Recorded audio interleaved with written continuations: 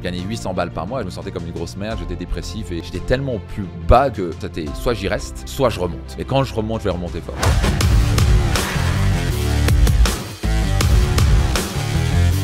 Et là, j'ai commencé à capter, si je veux changer les choses, je dois changer. Et ça, c'est la clé, c'est qu'il y a une différence entre j'ai envie, je voudrais, j'espère et je dois. Et ça, il y a une différence majeure.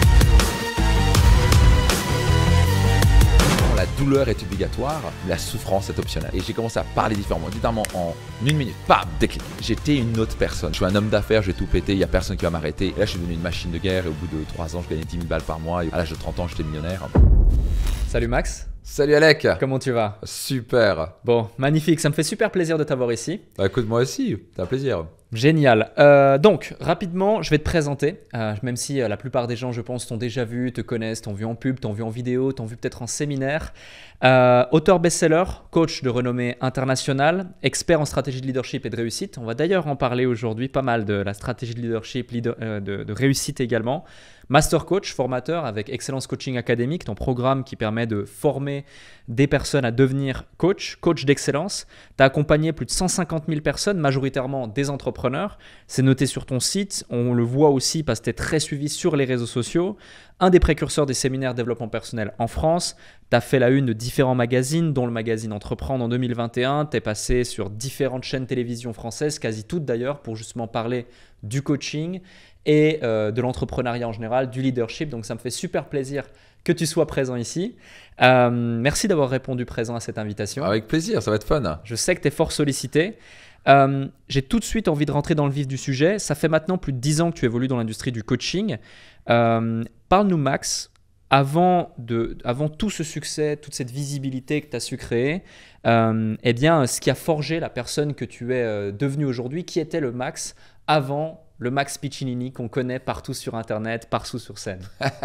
Je dirais que c'était un Max qui était perdu, qui avait zéro confiance en lui. Tu connais mon enfance, peut-être que je vais la raconter, ça va peut-être inspirer du monde parce que beaucoup de gens comme ça me voient sur scène au Palais des Congrès de Paris devant 2500 personnes et ce genre de choses, avec une grande confiance en moi, mais j'étais complètement à l'opposé de ça. Donc mon père m'a frappé quand j'étais petit. C'était à 3 ans, je me rappelle toujours, il nous frappait pour faire, dès qu'on faisait une photo violon. Donc ça m'a vraiment marqué parce que quand tu as 3 ans, forcément, tu vas faire des photos violon quand on te force en plus de le jouer.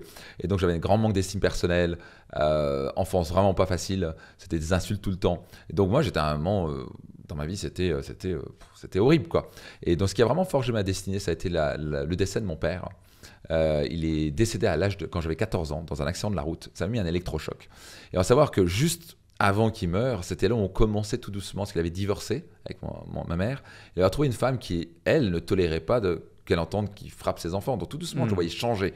Je voyais qu'il se contrôlait ses colères et il se retenait pour nous frapper, ce genre de choses. Et tout doucement, j'ai commencé à me dire, ouais, on peut changer. Donc le grand cadeau que j'ai eu de la part de mon père à la fin, c'est qu'on peut changer. Il ne s'empêche pas que je perds mon père à l'âge de 14 ans, je tombe en dépression, pensée suicidaire, pas du tout entrepreneur dans l'âme, mais alors pas du tout. Mon père était prof de français au collège, il venait d'Italie, d'où le nom Piccinini. Et ma mère qui était prof de religion catholique au collège aussi. On était 4 enfants, il gagnait 1000 balles par mois, enfin, on survivait, quoi. Donc on ne gagnait pas d'argent, pas de diplôme, etc. Et donc j'ai démarré dans la vie un petit peu, à l'âge de 21 ans, je me dis ok, je vais lancer un business. Et je vais trouver ce que je peux. Et puis, je me suis un petit peu lancé dans ce que je pouvais. Donc, j'ai trouvé un marketing de réseau. Okay. Et c'était pour moi, c'était, tiens, on ne me demande pas de diplôme. Je peux travailler fort. Et au passage, avant ça, qu'est-ce qui m'a peut-être amené à faire ça? C'était parce que suite à la mort de mon père, ma mère m'a donné le plus grand cadeau qui soit. C'était un livre qui s'appelle « Comment se faire des amis » de Dale Carnegie. Et ça m'a ouvert au monde du développement personnel. J'ai commencé à capter que si je change mes pensées, mes comportements, je peux changer mes résultats. Et ça, pour moi, c'était le feu parce que jusqu'à présent, c'était j'ai pas de chance, je suis une victime, je suis né dans une mauvaise famille, on m'a frappé, on n'a pas d'argent. Mon père nous semble frapper, mais on n'avait pas d'argent du tout. On ramait financièrement. Et donc, j'ai commencé à m'ouvrir à ce monde de si je change mes pensées, je peux changer mes émotions, je peux changer mes résultats. Et ça a commencé à me fasciner.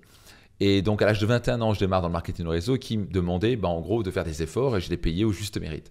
Alors là où j'ai découvert qu'il y avait une théorie du développement personnel et la réalité du développement personnel. La théorie, c'était tu rêves grand et tu crois en toi, tu fais des affirmations et tu fais ton tableau de rêve, etc. C'était mignon. Ça va, au bout de 2 ans, je gagnais 800 € par mois, alors que j'avais comme but de gagner 100 000 € par mois au bout d'un an. J'étais pas du tout.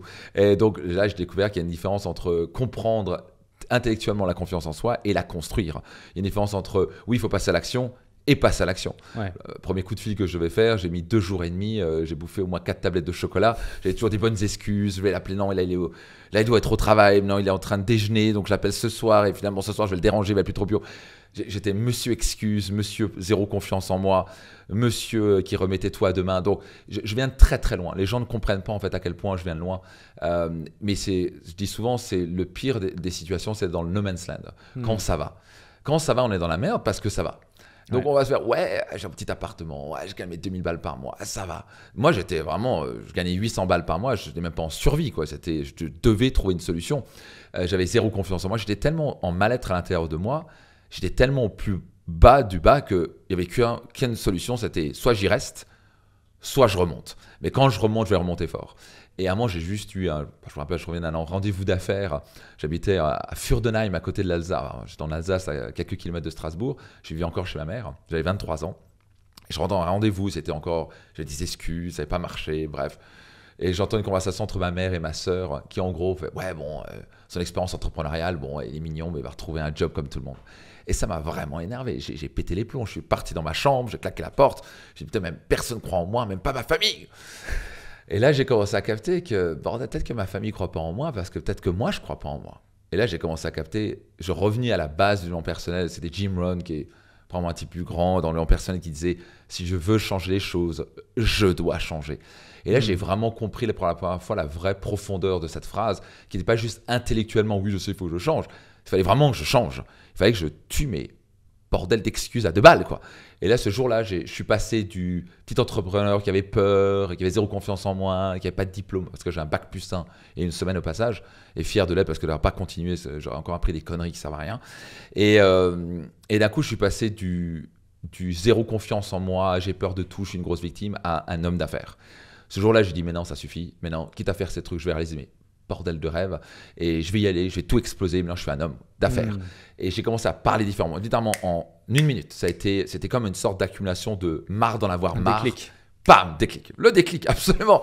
C'est le déclic, c'était terminé, c'est fini. Et d'un coup, quand j'avais les gens au téléphone, ils croyaient que je gagnais 20 000 balles par mois, que j'avais 35-40 ans, alors que j'avais 23 ans. Ouais. Et d'un coup, ils me voyaient faire, oh, vous êtes jeune.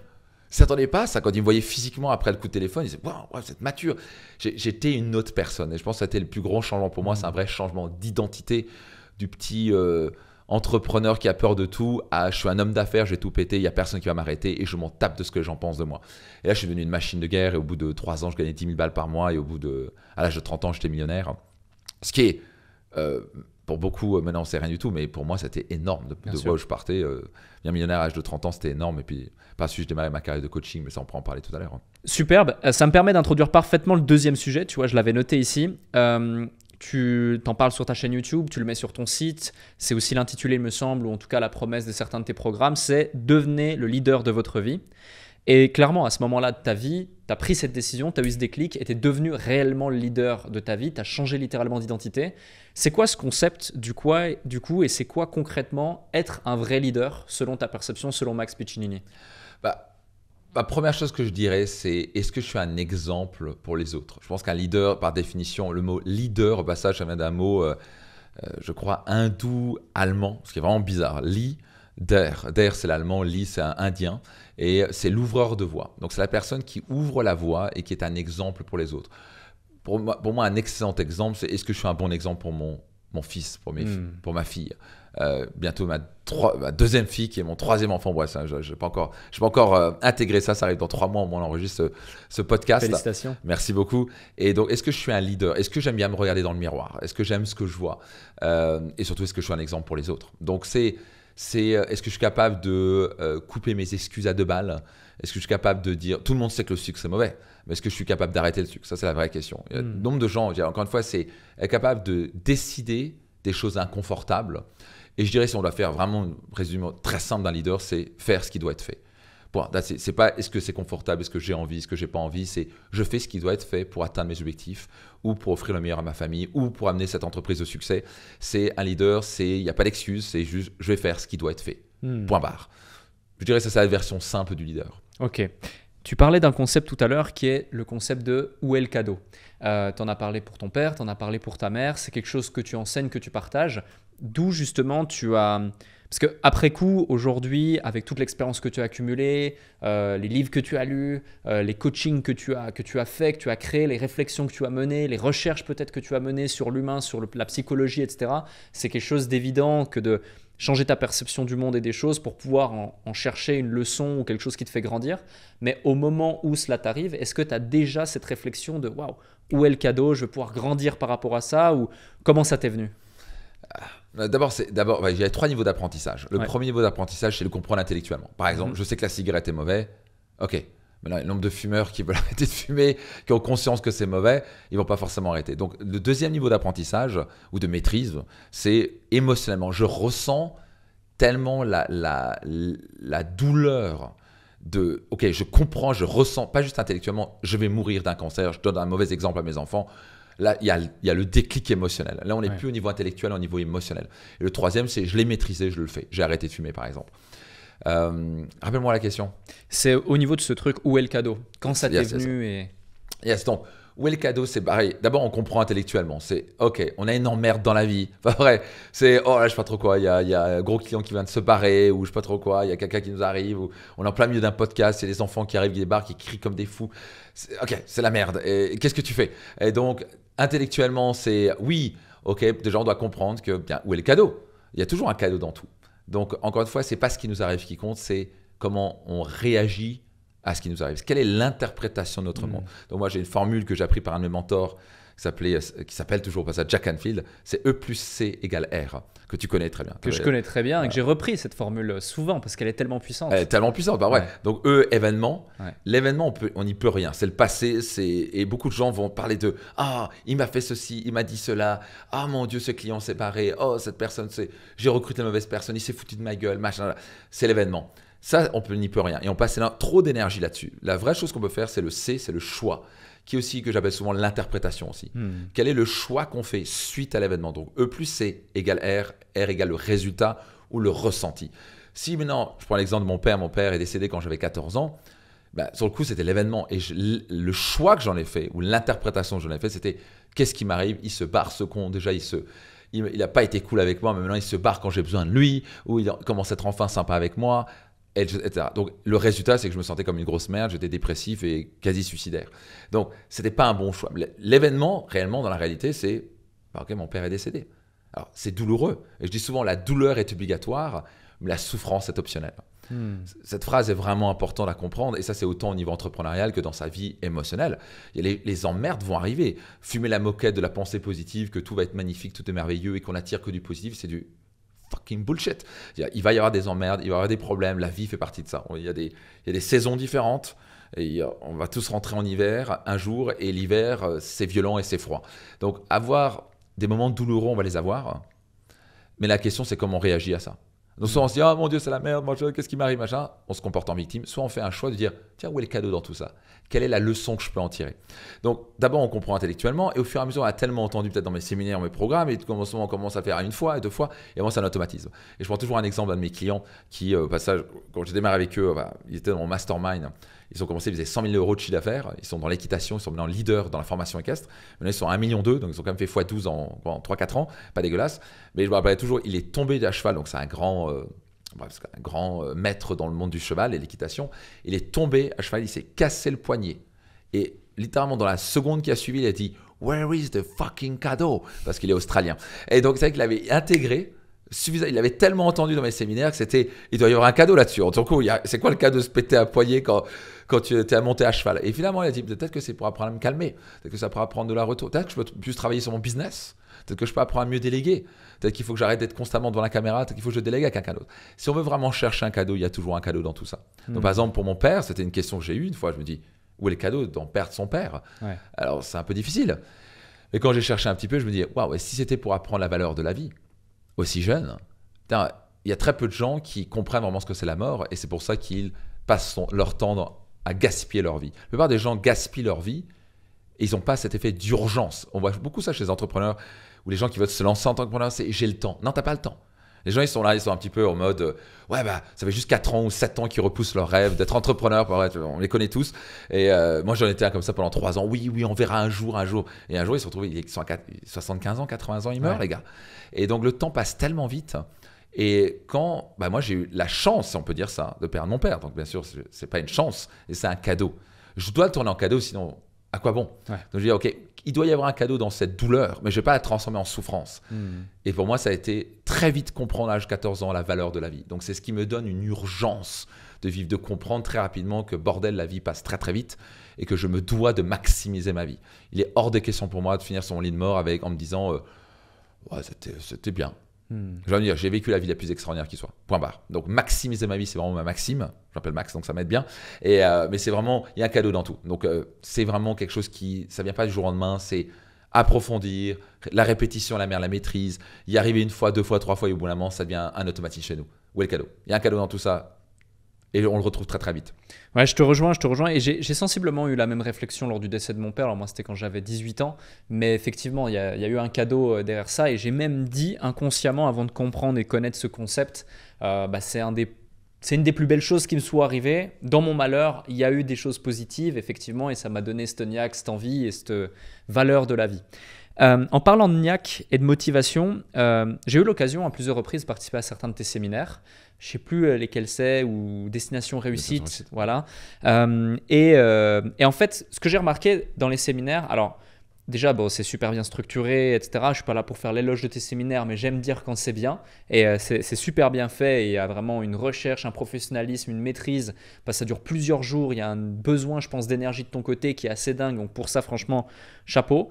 Mais un truc que j'ai remarqué qui m'a choqué, c'est que dans la salle, parce qu'il y a quand même je sais pas, plusieurs centaines, voire plusieurs milliers de personnes, en tout cas lorsque j'y étais, tu as 2 types de personnes. Tu as ceux qui vont avoir un pic de dopamine, de motivation pendant quelques minutes, quelques heures, qui vont être super contents, qui vont être limite euphoriques, qui vont rentrer chez eux, ça va redescendre et ils vont quasiment rien faire. Et tu as les autres, je ne connais pas les proportions exactes de ces gens-là, bien entendu, mais qui, eux, vont aussi être motivés, avoir un déclic, avoir un truc, etc., mais qui vont rentrer chez eux et qui, eux, vont vraiment créer du changement dans leur vie et revenir peut-être la fois prochaine, mais à une autre étape de leur vie. C'est quoi la différence, du coup, selon toi, qui a accompagné autant de gens et qui, justement, ton but, c'est aussi ça, c'est de créer des déclics, c'est de les motiver, c'est de les faire passer à l'action. C'est quoi la différence entre un individu qui, du coup, a vécu le même séminaire, la même expérience, qui rentre chez lui, qui va rien changer ou qui va rien faire, ou qui va faire semblant de changer et de faire des choses et qui va se convaincre, qui met concrètement des actions en place mais qui n'ont aucun impact, et un autre qui a vécu la même chose, qui va rentrer, qui va mettre des actions en place réellement et qui va transformer sa vie? Je dirais, réellement, je pense la première réponse, je pense que plus les séminaires vont, le plus je deviens bon à appuyer sur les bons boutons. Okay. Et on se retrouve à dire, je pense qu'il y a vraiment très peu de gens qui sortent d'un Destination Réussite sans être passés à l'action. La raison, c'est que je maîtrise de plus en plus à appuyer sur les boutons. Tu l'as fait il y a quelques années. Entre-temps, j'ai mis à jour plein de choses, j'ai amélioré. Donc, je me suis aussi amélioré sur la neuroscience. Et quand je dis appuyer sur les boutons, sur les bons boutons pour passer à l'action, pour les aider, ils sont là pour changer leur vie. Donc, réellement, quelqu'un qui passe pas à l'action sur sa Destination Réussite, c'est soit il a dormi, je sais pas trop quoi, ou il s'est fait de l'hypnose lui-même en se disant je changerai pas. Parce qu'il y a non seulement beaucoup d'énergie, mais surtout est-ce que je vais faire des coachings live, comme tu as vu. Et je vais appuyer en tout cas sur des boutons qui vont faire que s'il ne bouge pas, soit il faudra peut-être parfois une deuxième ou une troisième, et soit il a été inconscient, je ne sais pas ce qui s'est passé. Mais c'est très rare maintenant que j'entende quelqu'un qui ne sort pas du séminaire sans être passé à l'action. Ça doit exister, mais j'en entends de moins en moins, ce qui est plutôt pas mal. Par contre, j'entends de plus en plus de success stories et des gens qui disent j'ai arrêté, en sortant là, j'ai arrêté de fumer, j'ai arrêté de boire, j'ai arrêté le café, j'ai demandé je t'aime à ma femme, en mariage à ma femme, et puis j'ai lancé mon business. Donc ça, on en reçoit des centaines littéralement en sortant d'un séminaire. Mais je pense encore une fois, c'est le pourquoi.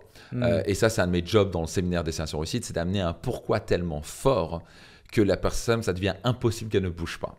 Donc, la clé du changement, c'est quand le pourquoi devient fort, le why devient tellement fort que je me sens égoïste ou complètement stupide de ne pas le faire. Donc, quand on est bien, en fait, c'est un de mes jobs, c'est d'abord d'élever le niveau de conscience et les ramener que, ça a l'air con, mais qu'un jour on va mourir. On revient sur un jour on va mourir. La plupart des gens ne sont pas conscients de ça. Ils vivent un petit peu la tête dans le sable. Ouais, c'est clair. Hein, et c'est oui, ça va aller demain. Non, ça ne va pas aller. Demain, tu vas mourir. Et demain peut être Quand je dis demain, ça peut être dans les 5 minutes. Tu peux, bon, qui sait, il y a eu des gens qui ont eu des arrêts cardiaques comme ça. Ils ont entendu des histoires de fous, des cancers, des machins. Des gens qui sont morts d'un accident. La vie, on n'est pas, comment on dit ça Invincible, immortel. Immortel, ouais, c'est ça. Et donc, beaucoup de gens vivent comme s'ils étaient immortels. Donc, un de mes jobs dans les séminaires, c'est de les amener. Et si les gens participent vraiment pleinement, il y a aussi ce qui se passe, je pense qu'il y a des gens qui participent. Par exemple, il y a des exercices que je vais faire très émotionnels. Et il y a peut-être quelques-uns qui vont peut-être pas jouer plein pot. Et c'est leur problème, parce que je vais faire tout mon job pour les amener. Mais la personne qui joue plein pot, c'est pas possible qu'elle sorte de là et qu'elle passe pas à l'action massive. Et l'idée, c'est de les amener à un pourquoi tellement fort. Et le pourquoi, il y a 3 éléments. Ce que j'ai dû voir, c'est une triade que j'ai découverte. Mais je l'ai pas appris, c'est juste des découvertes avec le temps et par ma propre expérience. Quand on a cette triade-là, on devient absolument invincible, on devient inarrêtable. La première chose, c'est, bien entendu, c'est avoir un but pour soi. C'est le but égoïste, mais on en a besoin. Donc pour moi, ça a l'air con, mais un de mes buts égoïstes, ce qui est con, mais c'est d'avoir un jet avec mon logo dessus. Purement égoïste, purement un truc de mec. Ça m'éclate, c'est con. Mais moi j'aime ça. Voilà. Et puis quelqu'un peut me dire, je m'en fous, c'est bizarre ton truc. Je m'en fous. Ce qui va dire, je vais avoir mon jet avec mon logo dessus. Et ça va pas être le petit jet, ça va être le gros jet. Ça va être fun. Pour moi, ça va être plutôt un symbole de dire, bordel, d'où je viens, gagner 800 balles par mois à pouvoir accomplir ça. Ce sera aussi un symbole pour aussi d'inspirer beaucoup de monde et pour aussi voyager à travers le monde sans me poser de questions sur l'horaire, etc. Mais c'est vraiment un but égoïste. Mais il me drive. Donc on a intérêt à avoir un but égoïste qui nous drive. Certains, c'est une Ferrari. Certains, ça n'a rien à voir. Certains, c'est avoir une belle maison. Certains, c'est je sais pas trop quoi, avoir une belle caméra, je sais pas trop ce que ça va être. Ça va être certains, savoir des posters signés par Michael Jordan qui valent 3 millions de dollars. On a tous ce but un peu bizarre, mais il faut en être fier parce que c'est ce qui nous rend unique. Pour certains, ils disent qu'est-ce qu'ils s'en foutent du jet. Moi ça compte pour moi un jet. Voilà, that's it. Et c'est pas discuté, c'est mon rêve. C'est un de mes rêves en tout cas. Mais ensuite, il y a un deuxième élément dans tout ça qui nous manque. Si c'est qu'un but égoïste, on va pas y arriver. Et beaucoup d'entrepreneurs ont qu'un but égoïste. Ils se disent, je vais gagner beaucoup d'argent, comme ça je pourrais m'acheter une belle voiture, ou je pourrais m'acheter une belle maison. Ça suffira pas. C'est pas assez puissant pour développer le turbo. Le deuxième truc où je vais travailler dans un séminaire ou dans mes programmes, c'est appuyer sur un but pour ses clients quand on est entrepreneur. Donc ça a l'air con, mais tellement d'entrepreneurs, on n'a rien à foutre de leurs clients. Et c'est tellement important, je ne veux pas oublier, le client, c'est à la fin... c'est ce qui nous rapporte leur argent, quoi. Donc la réputation du client, apporter la valeur ajoutée dans la vie des clients, créer un produit ou un service tellement hors norme que les gens veulent nous recommander tout autour de nous. Donc moi, je pense toujours, tiens, l'impact que je vais créer dans la vie de mes clients. Donc j'ai vraiment ça à cœur. Je crois que c'est une des choses qui me différencie, c'est j'en ai vraiment à cœur de mes clients. C'est pas j'en ai rien à foutre, c'est pas des numéros qui vont apporter de l'argent. J'ai vraiment envie de les aider. Ça me tient à cœur. Je me sens responsable de leur donner tout ce que je peux et mon maximum dans mes programmes et mes séminaires pour les amener au succès. Et ça a l'air plutôt de marcher parce que les gens sentent la bienveillance, la sincérité et ça marche. Et le troisième, c'est aussi avoir un but plus grand que nous-mêmes. Donc le deuxième, au passage, c'est déjà un but plus grand que soi-même, c'est pour ses clients. Et le troisième, c'est peut-être un but humanitaire ou un but pour ses enfants ou pour sa famille. C'est quelque chose qui est plus grand que nous. Et vous avez remarqué, sur les 3, il y en a 2 qui sont plus grands que nous. Et beaucoup de gens, ils passent pas à l'action parce que le but est purement égoïste. Et j'ai découvert maintes et maintes fois quand notre but est que pour nous-mêmes, on va avoir 5 à 10 fois moins d'énergie et de puissance. C'est l'exemple parfait, et tu as fait Excellence Coaching Academy, donc tu te rappelles cet exemple-là, c'était une femme qui fume, et un coup qui tombe enceinte. La plupart vont arrêter immédiatement. Et après, oh, j'arrête tout de suite de fumer. Est-ce qu'elles ont envie d'arrêter de fumer? Non, c'est un effort d'arrêter de fumer, c'est un plaisir pour elles. Pourquoi elles vont arrêter? Parce qu'elles disent, je ne veux pas faire ça à mon bébé. Parce que son bébé est plus grand qu'elle. Donc bizarrement, notre nature humaine, on va faire des efforts 5 à 10 fois plus grands pour les autres que pour soi-même. Donc quand j'ai un but qui est certes égoïste, c'est pour moi, mais j'ai un but d'un coup pour mes clients, qui a vraiment bénéficié dans la vie de mes clients. Et pour moi, c'est pour ça que je dis vendre, c'est servir. Donc pour moi, vraiment, on se doit de vendre. Genre, j'ai peur de vendre. Mais tu es un entrepreneur, tu as intérêt à vendre, bordel. Vendre, c'est servir. Si tu ne vends pas, déjà, tu vas rester pauvre et tu n'es personne. Et troisième, je pense à mes enfants. Donc quand je pense à mes enfants, je pense à ma femme. Je pense aussi, moi j'ai un de mes objectifs, c'est de donner 1 million d'euros dans l'humanitaire chaque année. Donc là, on va atteindre 100 000 cette année. Ça, c'est plutôt pas mal. C'est déjà un objectif génial. Donc, je pourrais redonner 100 000 balles cette année. Allez, dans 4-5 ans, je vais pouvoir être capable de donner 1 million par an. Et on peut faire énormément de bien avec 1 million d'euros dans l'humanitaire. Mais quand je peux penser à tous ces enfants que je peux aider, donner un exemple à mes enfants, offrir la meilleure vie à ma famille et à ma femme, et ensuite que ça va contribuer dans la vie de mes clients, et en plus, je vais pouvoir m'acheter mon jet et je sais pas quoi, ma série de Ferrari et compagnie, bah, ça me drive. Donc là où je dois passer à l'action. Et ça, c'est la clé, c'est qu'il y a une différence entre j'ai envie, je voudrais, j'espère et je dois. Et ça, il y a une différence majeure. Tellement de gens, j'entends peur des entrepreneurs, quand je les coach, ils disent j'aimerais bien, je voudrais bien, j'espère, ce serait bien, je suis motivé. Tout ça, c'est du bullshit. Ça, c'est des mots ça va un peu piquer ce que je vais dire. C'est un peu des mots de pathétique loser et que j'étais pendant les années, que j'ai utilisé ces mots-là. Mais on va rien avancer avec ça. C'est les mots d'escargot. J'espère, j'aimerais bien. C'est pas parce que vous espérez que vous allez gagner plus d'argent que vous allez y arriver. C'est parce que tu voudrais perdre du poids que tu vas y arriver. C'est d'un coup, c'est je dois, bordel, perdre du poids parce que parce que je vais le faire pour mes enfants, parce que j'en donne un mauvais exemple à mes enfants, parce que bordel, ma femme, on a marre de faire l'amour avec un phoque et maintenant elle va faire l'amour avec un Brad Pitt, bordel. Donc si j'aime ma femme, je dois passer à l'action. Donc je demande souvent, si tu aimes vraiment les gens, alors tu fais tout ce qu'il faut pour eux. Aimer ses enfants, c'est pas juste passer un peu de temps avec eux. La meilleure éducation qu'on puisse donner, c'est d'être un exemple pour ses enfants. Point barre. Quelqu'un il me parle de ouais, on les a mis dans une super école et ça. Mais tout ça, c'est secondaire. Est-ce que tu es un bon exemple? On revient au leadership. Est-ce que tu es un putain de bon exemple pour eux? Est-ce que tu es capable de contrôler ta colère? Est-ce que tu es capable de dire, tu sais quoi, les rêves sont là pour être réalisés? C'est facile de dire réalise tes rêves. Montre que tu réalises tes rêves. Passe à l'action, fais ce qui est inconfortable. C'est facile de dire, ouais, il faut faire du sport. Ben, fais du sport. Des choses aussi simples, mais ça nécessite une discipline énorme. Et pour ça, on doit être tombé dans je dois et pas j'ai envie. Pendant des années, j'étais là, ouais, je voudrais gagner plus d'argent. Ce serait bien d'avoir une boîte à plusieurs millions de chiffre d'affaires. Ouais, ce serait bien, j'aimerais bien, j'espère. C'est tellement pathétique. Quand j'ai changé ça en je dois, parce que mes clients ont besoin de moi, parce que ma femme et mes enfants ont besoin que je leur donne le meilleur exemple, et parce que j'ai aussi envie de m'acheter ce XYZ, je deviens très puissant. Ça devient un je dois. Et ça ne peut pas rester au niveau intellectuel, ça doit aller au niveau émotionnel. D'un coup, c'est comme un moteur, on devient une machine. C'est pour ça que moi, je suis financièrement libre. Toi, tu l'es aussi. On pourrait arrêter de travailler tous les deux. Qu'est-ce qui nous drive et qu'est-ce qui me drive encore? Je pourrais totalement arrêter. Millions dans l'immobilier, business qui tourne, aucun problème. La raison, c'est que, bordel, je me dois de dire, je dois continuer pour mes clients, je dois continuer à montrer l'exemple pour mes enfants. Et parce que aussi, la croissance, c'est le bonheur. Je sais qu'au moment où je cesse de croître, je ne vais pas être heureux. Donc, j'ai suffisamment de pourquoi et de raisons émotionnelles pour bouger et continuer de passer à l'action. Super intéressant tous ces concepts. Merci d'ailleurs pour ces partages. Tu réponds à une question qui était tout à l'heure par rapport au pourquoi, donc c'est merveilleux. Et on y reviendra justement sur tes clients et la LTV que tu as su créer à tes clients, et ça dénote justement leur satisfaction, leur fidélité auprès de toi. Je pense que tu fais partie de ces rares acteurs en France qui ont su justement fidéliser leurs clients au point qu'ils vont pouvoir aller découvrir et même refaire certains de tes programmes plusieurs fois parce qu'ils voient justement que ça leur apporte. Je reviens sur un sujet, tu parlais de coaching en live dans les séminaires. Il y a un acteur américain que tu connais très bien qui est Tony Robbins, qui fait justement pas mal de coaching en live dans les séminaires.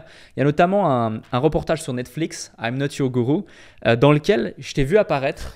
Yes. Et c'est super drôle parce qu'un jour je le regardais comme ça, je me dis, oh Max, incroyable.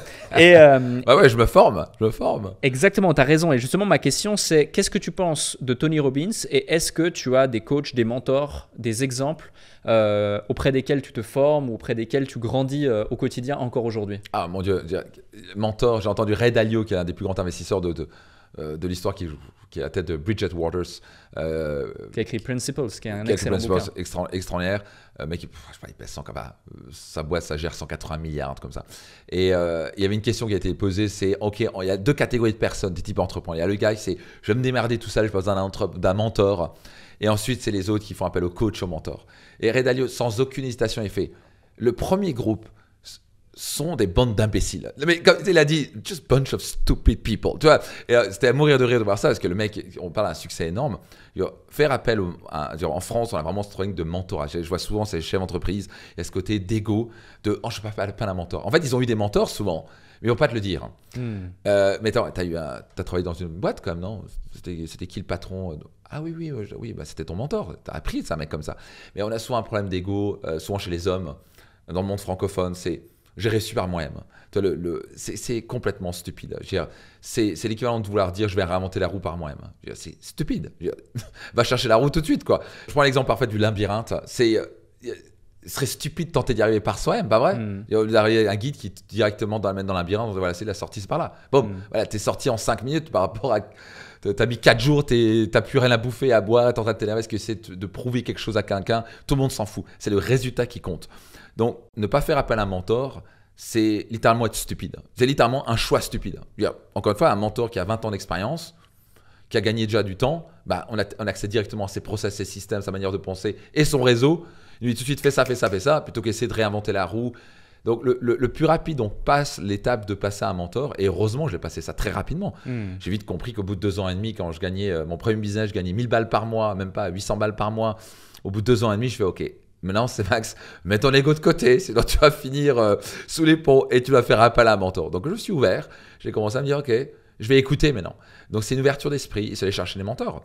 Et est-ce que je fais appel à des mentors? J'en ai eu plusieurs. Donc Tony Robbins en a fait partie pendant quoi? Une bonne année et demie, 2 ans. Extraordinaire. Ce que je pense de Tony Robbins, extraordinaire. Le gars est un type absolument incroyable. Il est dans son business model, il a peut-être une petite faille, c'est que tout était basé sur lui. Quelque chose que je vais tenter de pas reproduire, parce que lui, quand il va partir, ça va être compliqué parce que tout le monde vient chercher Tony Robbins sur scène. Donc j'espère qu'il a fait la bonne transition. Donc il a une faille dans son business model, mais c'est un type extraordinaire et puis c'est un grand coach, vraiment le plus grand coach qui ait jamais existé. Pour l'instant, je cherchais à l'égaler, voire le dépasser. J'ai appris beaucoup de lui, particulièrement en psychologie, en coaching et ce genre de choses. J'ai eu d'autres coachs. J'avais tout plein des Jay Abraham, du marketing, des Keith Cunningham, j'ai la liste des John Assaraf et compagnie, des Jack Canfield. J'ai une série de mentors qui m'ont énormément aidé. Je fais partie, je ne sais pas combien de mastermind, de séminaires j'ai participé, je ne sais pas combien de livres j'ai lus. C'est ce qui m'a permis très rapidement de devenir leader dans mon marché. En quelques années, j'étais leader dans mon marché, alors que les gens, ils sont là depuis 10 ans et ils essaient encore de réinventer la roue parce qu'ils ont l'ego en disant « moi, je vais y arriver par moi-même ». Donc, c'est vraiment… faire appel à un mentor, c'est le choix probablement le plus intelligent qui soit. Faire appel à des masterminds, c'est seulement s'ouvrir, dire je n'ai pas toutes les réponses, je ne connais pas partout. Je vais faire appel à un mentor qui a l'expérience, qui a les compétences, qui a le réseau, qui a directement dire fais ça, fais ça, fais ça. Donc moi je suis mentor, coach bien entendu, et les gens viennent en business chez moi. Et donc maintenant je coach principalement les entrepreneurs. Même que les entrepreneurs maintenant, et j'en viens à moi, je vais écouter tout de suite, fais ça, fais ce tunnel, fais machin, ton offre elle est à chier, change ton offre par ça, ton offre elle va pas si irrésistible, boum, tu m'en diras des nouvelles, et puis hop, le business il passe de rien, ils triplent leurs revenus en un clin d'œil, quoi. Donc ça leur fait gagner du temps, mais encore une fois, moi c'est ce qui m'a permis de parfois investir, là juste dernièrement j'ai dû investir $200 000, juste entre un mentor et un mastermind, là sur les 6 derniers mois. Rentabiliser en un clin d'œil, quoi. Là, on est passé sur un business qui va me faire x10 dans les prochaines années. Donc, est-ce que c'est un bon investissement d'investir 200 000 balles pour un truc qui va générer 100 millions par la suite? Of course. Il faut être con pour pas le faire. On est d'accord. On va parler business, du coup, désormais. Tu as un écosystème où il y a des produits qui sont très variés. C'est-à-dire que voilà, tu as Réussite Max, Destination Réussite. Réussite Max, ça c'était ma marque avant, mais là, c'est vraiment la marque Max Piccinini. Ok. Ouais. Donc, Destination Réussite, yes. Finance Max, Business Max, yes. Y a même un produit sur le couple, Life Max. Également, voilà, Life Max, etc. Donc, c'est quand même assez varié. Tu touches les différentes, on va dire, branches de la vie. Je crois que tu as un arbre de la vie, ou yes. les 7. On en parlera aussi de ce concept-là. Oui, maintenant, il y a une 8e branche. Une 8e branche est apparue, on en parlera justement. Ma question, c'est dans ta communication, tu restes pourtant assez clair, assez lean. Comment garder le cap dans sa communication, dans son business, avec une vision très claire, également pour la culture d'entreprise, quand on a justement différentes typologies de produits qui concernent autant la vie personnelle, autant le business, autant les finances, autant le développement personnel en général? Yes, je pense que c'était une erreur que j'ai faite au début. J'ai un peu modélisé ce que je voyais aux États-Unis. C'était un petit peu, j'ai démarré avec large. Donc c'était dev perso, c'était mon positionnement, coach en développement personnel. Et d'un coup, forcément, on touchait autant la partie… d'abord c'était dev perso, c'est Destination Réussite qui reste toujours mon séminaire. Là on va dépasser 3000 personnes là en fin septembre 2023, là, ça va être sympa. Félicitations. Donc, on vise peut-être 3500, ça va être sympa. Donc c'est vrai que les gens, c'est un bon signe. En quand physique les gens, en plus. En physique. Ouais. Alors il y aura peut-être 2000, 2500 dans la salle et le reste en digital. D'accord. On est sur un phénomène hybride, ce qui plaît beaucoup. Il y a des gens du monde entier, l'Australie et compagnie, c'est plutôt sympa à faire. Et donc, si vous voulez, avant c'était vraiment un modèle séminaire. Donc si on vraiment parle de mon business model, c'était vraiment, j'avais Destination Réussite qui a amené après à des séminaires plus spécifiques sur le… Bon, au début, on m'a dit, tiens, le business, parce que tiens, t'es bon en business, explique-moi la partie finance et la partie couple. Et par la suite, donc tout doucement, vraiment, mon avatar a changé par un client idéal est vraiment devenu l'entrepreneur. C'est avec qui je m'éclate le plus de travailler, je me sens plus connecté à eux. Et donc, l'entrepreneur, ça va de la personne qui a 2 doigts de démarrer jusqu'à la boîte de 20 millions, 30 millions en général. En général, ça ne dépasse pas les 20 millions de chiffre d'affaires. Et j'ai déjà coaché des boîtes à 50 millions, mais principalement, on est là-dedans. Et donc, on est vraiment maintenant positionné sur entrepreneurs. Donc maintenant, Destination Réussite est vraiment basée pour les entrepreneurs. On est vraiment sur le mindset pour exploser les entrepreneurs. Mais il ne faut pas oublier qu'un entrepreneur, c'est un humain qui a des émotions et que ces émotions ont un impact énorme sur son business. Et surtout, il a aussi une relation de couple. Ça merde dans le couple, ça va merder dans le business. Tu gères mal ta santé, ça va impacter sur le business. Donc tout a un impact. Donc on parle de 8 branches de vie. La gestion du temps, c'est pas bien gérer ton temps, ça va avoir un impact sur ton business. Et ton business a un impact sur le reste. Ça se passe pas bien dans ton business, ça va avoir un impact sur le couple, ça va avoir un impact sur les enfants, ça va avoir un impact sur la santé, ça va avoir un impact sur les gestions émotionnelles, etc. Donc, j'accompagne toujours l'entrepreneur pour lui rappeler qu'il est il y a 8 branches de vie que s'il en oublie, il met souvent trop sur son business, il vit son business et son bébé, etc. Le problème, c'est qu'il néglige les autres branches. Ça va mal se passer un jour ou l'autre. Et en général, ça finit avec divorce. Et donc après, il a travaillé jour et nuit pour développer un business à plusieurs millions. Il perd la moitié parce qu'il a oublié de faire un contrat de mariage. Moi, ça m'est arrivé au passage, première femme. Et donc, on fait beaucoup de conneries. Et quand on met tout sur le business et qu'on oublie qu'il y a d'autres personnes autour de nous, et on néglige sa santé, ça va avoir un impact majeur. On néglige son sommeil, ça va avoir un impact majeur sur son business, sa manière de penser, de réfléchir. Donc ça, c'est la partie vraiment dev perso, spécialement entrepreneur. Et après, en effet, ça va sur des différents business, c'est normal, finance, parce qu'une fois que tu gagnes l'argent, qu'est-ce que tu fais avec la finance pour démultiplier ça? Et le couple, c'est quelque chose que je voulais garder parce que c'est tellement, bref, ça change tellement des vies et que encore une fois, je trouve que c'est un équilibre, c'est tellement douloureux chez les gens. Les gens n'ont pas appris, je dis bien pas appris à être heureux en couple. Et beaucoup de gens croient que c'est juste trouver le prince ou la princesse charmante et on est bon. Non, être heureux en couple, ça s'apprend. Et c'est aussi un super challenge parce que quand on devient bon à aimer en couple, on devient un meilleur businessman. Ce sera intéressant parce qu'on apprend l'empathie, la patience, être capable de prendre sur soi. On doit être capable de combler l'autre. Mais un entrepreneur, c'est combler son client. Dans son couple, c'est combler son partenaire. Et là, on est vraiment passé sur un modèle avec beaucoup plus d'online. Avant, on était 100% séminaire. Non, on est vraiment sur du 50-50. Et on est en train de passer même sur du 60% online, 40% séminaire. Donc maintenant, les différents programmes online, ça va de comment devenir même la formation Excellence Coaching Academy est passée online. Et les gens adorent parce qu'ils peuvent la suivre directement online. Et on finit quand même avec 3 jours de séminaire où on fait du coaching, où je coach, je donne mes retours et les gens peuvent coacher en live, etc. On a passé une grande partie online parce que les gens adorent ça et ils peuvent travailler de chez eux. On a Liberté Impact qui est un programme qui permet de lancer des coachs et rapidement qu'ils puissent gagner leur vie très rapidement. Parce que je formais des coachs avec Excellence Coaching Academy, tu as fait la méthode, c'est une bombe. Mais après, c'était souvent, OK, comment je gagne ma vie avec ça? Donc c'est pour ça qu'on a lancé Liberté Impact. On a différents programmes comme bien sûr mon Mastermind, le 3M. Et on a maintenant lancé dernièrement le Mentor Max, c'est vraiment pour des entrepreneurs qui n'ont pas dépassé encore les 10 000 euros de chiffre d'affaires par mois pour les aider rapidement à exploser les 10 000 euros par mois. Ok.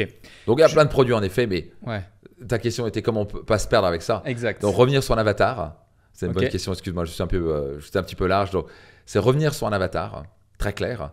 Et ensuite, c'est intéressant parce que tant qu'on a un tunnel, il faut penser tunnel et pas penser l'écosystème chez nous, il est complet, il est même complexe. Mais en fait, les gens le voient très bien, très clairement, mais à condition qu'il y ait une porte d'entrée très claire. Et donc, si on arrive et on présente aux gens, il y a tous ces produits-là, ils vont dire « Oh mon Dieu, je ne sais pas quoi faire ». Donc, c'est plutôt l'amener de l'un à l'autre qui amène de l'un à l'autre. Et là, ça se passe extrêmement bien, parce qu'ils découvrent au fur et à mesure les choses. Si on arrive, il ne faut pas le présenter comme un e-commerce. Si on arrive comme un site e-commerce, un truc à 20 balles, ça va aller. Mais sur un écosystème comme ça, il faut vraiment présenter les choses au fur et à mesure. Donc, tant que c'est adressé à un avatar, et après, on déroule au fur et à mesure les différents programmes et séminaires, aucun problème, les gens disent ouais, ça m'intéresse, ça m'intéresse. Et il ne faut pas oublier, tous les programmes, c'est 10 ans de business. Moi, ça fait plus de 10 ans que j'ai lancé ça. Et c'est juste les gens qui m'ont demandé que je fasse ces programmes et séminaires. Je voyais la demande, je sentais la douleur, ils me posaient des questions. Donc, c'est simplement déroulé. J'ai écouté le marché, j'ai créé les produits et séminaires qui permettent de les aider. Ouais, ça fait du sens. Et tu as dessiné, j'imagine, cette customer journey pour imaginer, OK, tu as besoin de ça, OK, ensuite tu as besoin de ça. Et puis, tu as répondu à un besoin. Tu as en partie répondu du coup à ma question, c'est cette LTV client, donc la lifetime value du client, la valeur vie du client au sein de l'écosystème. C'est quoi le meilleur conseil que tu pourrais nous partager justement pour maximiser cette LTV et donc faire en sorte qu'un client que tu acquiers une seule fois soit fidélisé et ait envie derrière d'acheter d'autres produits les uns après les autres comme tu sais le faire? Je vais dire, c'est très simple, il ne faut pas se foutre de la gueule du client. C'est ajouter une valeur exceptionnelle. Donc moi, ma règle est très simple. Quand ils investissent dans un de mes programmes, ils doivent avoir le sentiment qu'ils ont au moins reçu x10 de leur investissement. Ils investissent 2 000 euros avec moi, ils doivent se dire « Oh bordel, ça a valu au minimum 20 000 balles ». Ils investissent 5 000 avec moi dans un programme comme Business Max, ils doivent se dire « Oh mon Dieu ». Et tout le monde sort de là en furie en disant hey, « Bordel, ça valait 500 000 balles ce que j'ai reçu ». Donc ce qui se fait, c'est que ça crée la confiance. Donc il y a les deux monnaies du 21e siècle, c'est la visibilité et la confiance. Et donc la confiance, c'est très important, c'est une réputation. Et le nombre d'entrepreneurs qui arrivent, et je les vois, ça monte et ça redescend. C'est le feu de paille. C'est waouh, c'est super, c'est bon marketeur. Ça les étoiles filantes. C'est ça. Et puis d'un coup, hop, on les voit plus. Et la réputation est grillée parce que ok, il m'a fait un super truc, mais c'est de la merde, il s'en fout de nos clients. Donc simplement, pas se foutre de la merde du client, délivrer une valeur extraordinaire et vraiment avoir le sincère désir d'aider les gens. Moi, j'ai le sincère désir d'aider les clients, j'ai envie de les aider. Et moi, ça m'éclate, c'est plus que l'argent. À la fin, j'aime voir les success stories. Plus que l'argent, parce que maintenant, j'ai un paquet d'argent et je veux en gagner de plus en plus. Moi, ce qui m'excite, c'est les success stories, c'est de voir les gens heureux, de voir les gens épanouis, les gens devenir financièrement libres. Notre mission au sein de Max Piccinini, c'est d'aider les gens à devenir financièrement libres, les entrepreneurs à devenir financièrement libres et épanouis sur le chemin. Je veux être certain qu'ils gagnent beaucoup d'argent, qu'ils aient le temps pour leur famille, mais qu'ils soient aussi heureux, épanouis au niveau émotionnel. Donc à la fin, c'est moi, ce que j'ai réussi à créer, je pense, c'est parce que les gens sentent que je suis sincèrement bienveillant à vouloir les aider. Deux, quand ils investissent avec moi, à chaque fois, ils disent « Bordel, j'ai une valeur de dingue ». Donc, ce qui a fait, c'est qu'ils vont acheter avec confiance le deuxième produit. Même chose, ils arrivent « Oh mon Dieu, c'était incroyable ». Donc, ils arrivent à un nouveau produit. Puis, ils arrivent dans le Mentor Max, programme de mentorat. Ils arrivent dans le troisième, ils font « Oh mon Dieu ». Et à chaque fois, ils sont « Waouh, waouh, waouh, waouh ». Donc, l'idée, c'est les « waouh » sur tout le parcours. Ça, c'est la clé. Je crois que ça a l'air, pour moi, c'est tellement évident, mais je vois ça, c'est tellement rare. Ce qui fait que je vois des gens qui sont sur 3-4 ans à acheter mes programmes. Parfois, ils reviennent. Et ils refont les parcours. Ils vont faire Excellence Coaching Academy 2 fois, puis ils vont faire Business Max 3 fois chaque année, etc. Puis de Business Max, après, ils vont dire, OK, non, c'est bon pour moi de faire Life Max. Puis non, je vais faire Liberté Impact. Puis je vais faire Mentor Max. Parce que je ne me fous pas d'eux. Parce que je délivre une valeur hors norme. Parce que chaque fois qu'ils investissent, ils ont x10 en valeur. Donc, ça crée la confiance. Et donc, ils se disent, j'ai investi, j'ai eu un retour sur investissement. Je vais continuer à investir avec Max. C'est aussi simple que ça. J'ai deux questions qui me viennent, et merci pour ces réponses. J'ai deux questions qui me viennent par rapport à ce que tu nous as partagé. Tu disais tout à l'heure, Tony Robbins, il a fait une erreur dans son parcours, c'est de lier le business énormément à sa personne. Et ensuite, tu m'as dit, Réussite Max a été renommé du coup en Max Piccinini. Est-ce que c'est pas du coup relier ton business à ta personne et faire la même erreur? Je pense que l'erreur n'est pas de lier à la personne. Okay. Lier, c'est de baser tout sur une personne. C'est totalement différent. Donc par exemple, le fait que j'ai mis les paquets sur le produit online, c'est quelque chose que j'ai déjà en passage. Moi, je n'ai pas fumé à la pocket, je peux partir du jour au lendemain. Égal, j'ai déjà un programme où s'il m'arrive quelque chose, mon épouse, mon équipe qui a un plan qu'est-ce qui se passe pour pérenniser le business. Pour pérenniser le business. Donc, ils savent exactement ce qu'ils doivent faire et on peut continuer à vendre des programmes online parce que c'est pour tous les séminaires, tous les programmes ont été filmés professionnellement, la valeur qu'ils ont. Et j'ai toujours pensé que ça peut être evergreen. C'est jamais des techniques qui vont marcher 3 semaines. Intemporel. Voilà, c'est intemporel. C'est des principes qui sont universels qu'on peut enseigner dans 40 ans, 50 ans. C'est aussi simple que ça. C'est tellement puissant ce qu'ils apprennent, mais c'est pas basé sur une technique Facebook de maintenant et l'algorithme il a changé la semaine suivante. Donc, on peut tout à fait baser un business model qui n'est pas juste moi sur séminaire. Donc déjà, plus de la moitié de mon business, c'est pas moi en séminaire, c'est déjà des programmes online. Maintenant, tout doucement, ça va être des produits avec de plus en plus, je mets les coachs en avant, mes master coachs. Donc, de plus en plus, je veux pas que ce soit moi seulement qui soit si je suis pas sur scène, il n'y a pas d'argent qui rentre et je peux pas servir mes clients. Je veux être capable de servir mes clients que je sois là ou pas. Ok, tu as juste mis le tampon Max Piccinini, la brand Max Piccinini, mais Max Piccinini en tant que tel n'est plus indispensable. C'est une marque. Donc, par exemple, Dale Carnegie, il est mort depuis des années, mais Dale Carnegie a encore des formations Dale Carnegie à travers le monde. Napoleon Hill, la fondation Napoleon Hill continue à délivrer je sais pas quoi, des livres. Et c'est maintenant, c'est une association à but non lucratif. Mais on peut continuer à enseigner des choses sous une marque. Donc, au contraire, un nom, c'est très puissant. Ouais. Mais il ne faut pas baser sur un business model qui est juste « Ah, il faut qu'il parle ». Parfait. Je rebondissais là-dessus parce que je pense que c'est des éléments qui sont très importants pour celles et ceux qui nous écoutent, encore plus quand la plupart des gens ont des fois un business basé sur du personal branding. On sait tous les deux que c'est très puissant, mais réussir à faire cette transition, c'est parfois plus simple à dire qu'à faire. Yes. Un autre truc qui est plus simple à dire qu'à faire aussi, et ça peut être intéressant d'avoir ton élément de réponse. On a compris qu'aujourd'hui, tu as un business essentiellement basé sur le séminaire, le coaching, l'infoprenariat, etc. Tu as vraiment professionnalisé ça. C'est plus un petit business, c'est vraiment une entreprise qui génère des millions par année. Et là, tu as une vision à aller chercher 100, 200, 300 millions, etc. De toute façon, il va les falloir pour le fameux grand jet. Je te le souhaite. J'ai d'autres business qui pourra le payer, c'est pas un souci, mais c'est l'objectif. Ouais. Et justement, ma question, c'est comment on passe ces caps de scaling, comment concrètement on fait évoluer un business à 7 ou 8 chiffres vers 9 chiffres. C'est quoi les différentes actions que tu mets en place? Est-ce que c'est au niveau du groupe? Est-ce que c'est au niveau d'une entité en particulier? Est-ce que c'est par l'internationalisation? C'est quoi en fait ta vision? Alors, clairement, l'internalisation, j'y ai pensé plusieurs fois. J'ai failli le lancer cette année au moment où on enregistre. Heureusement, un de mes mentors m'a dit, c'est pas le moment, tu peux encore maximiser les choses. Et c'était un très très bon conseil, ça m'aurait coûté 500 000 balles. Donc, ça va sûrement arriver d'ici, je dirais, 1 ou 2 ans de mon côté. D'accord. Mais déjà, est-ce que je peux maximiser? Souvent, l'erreur qu'on fait, c'est faire les choses. Enfin, un truc qui tue l'entrepreneur, c'est faire la bonne chose au mauvais moment. Et j'étais à 2 doigts de faire une bonne chose au mauvais moment. Donc, à un moment, c'est le timing. Timing is everything, comme on dit aux États-Unis. Donc, faire encore une fois la chose trop tôt ou trop tard peut nous tuer. Et donc, première chose à vraiment capter, c'est quoi mon business model? Donc, on a intérêt à avoir un business model qui est redoutable, qui est profitable, qui est rentable. Et la scalabilité, c'est de dire quel est le tunnel de vente que je vais pouvoir appuyer. Et bon, il y a aussi un vieil truc, c'est ce qui nous a amené jusqu'ici, c'est une expression aux États-Unis, c'est what got you here won't get you there. Donc vraiment, on sent qu'on a des étapes. Et moi, j'ai passé des différentes étapes. Là, je suis en train de passer l'étape suivante pour taper les 100 millions dans les 7 prochaines années.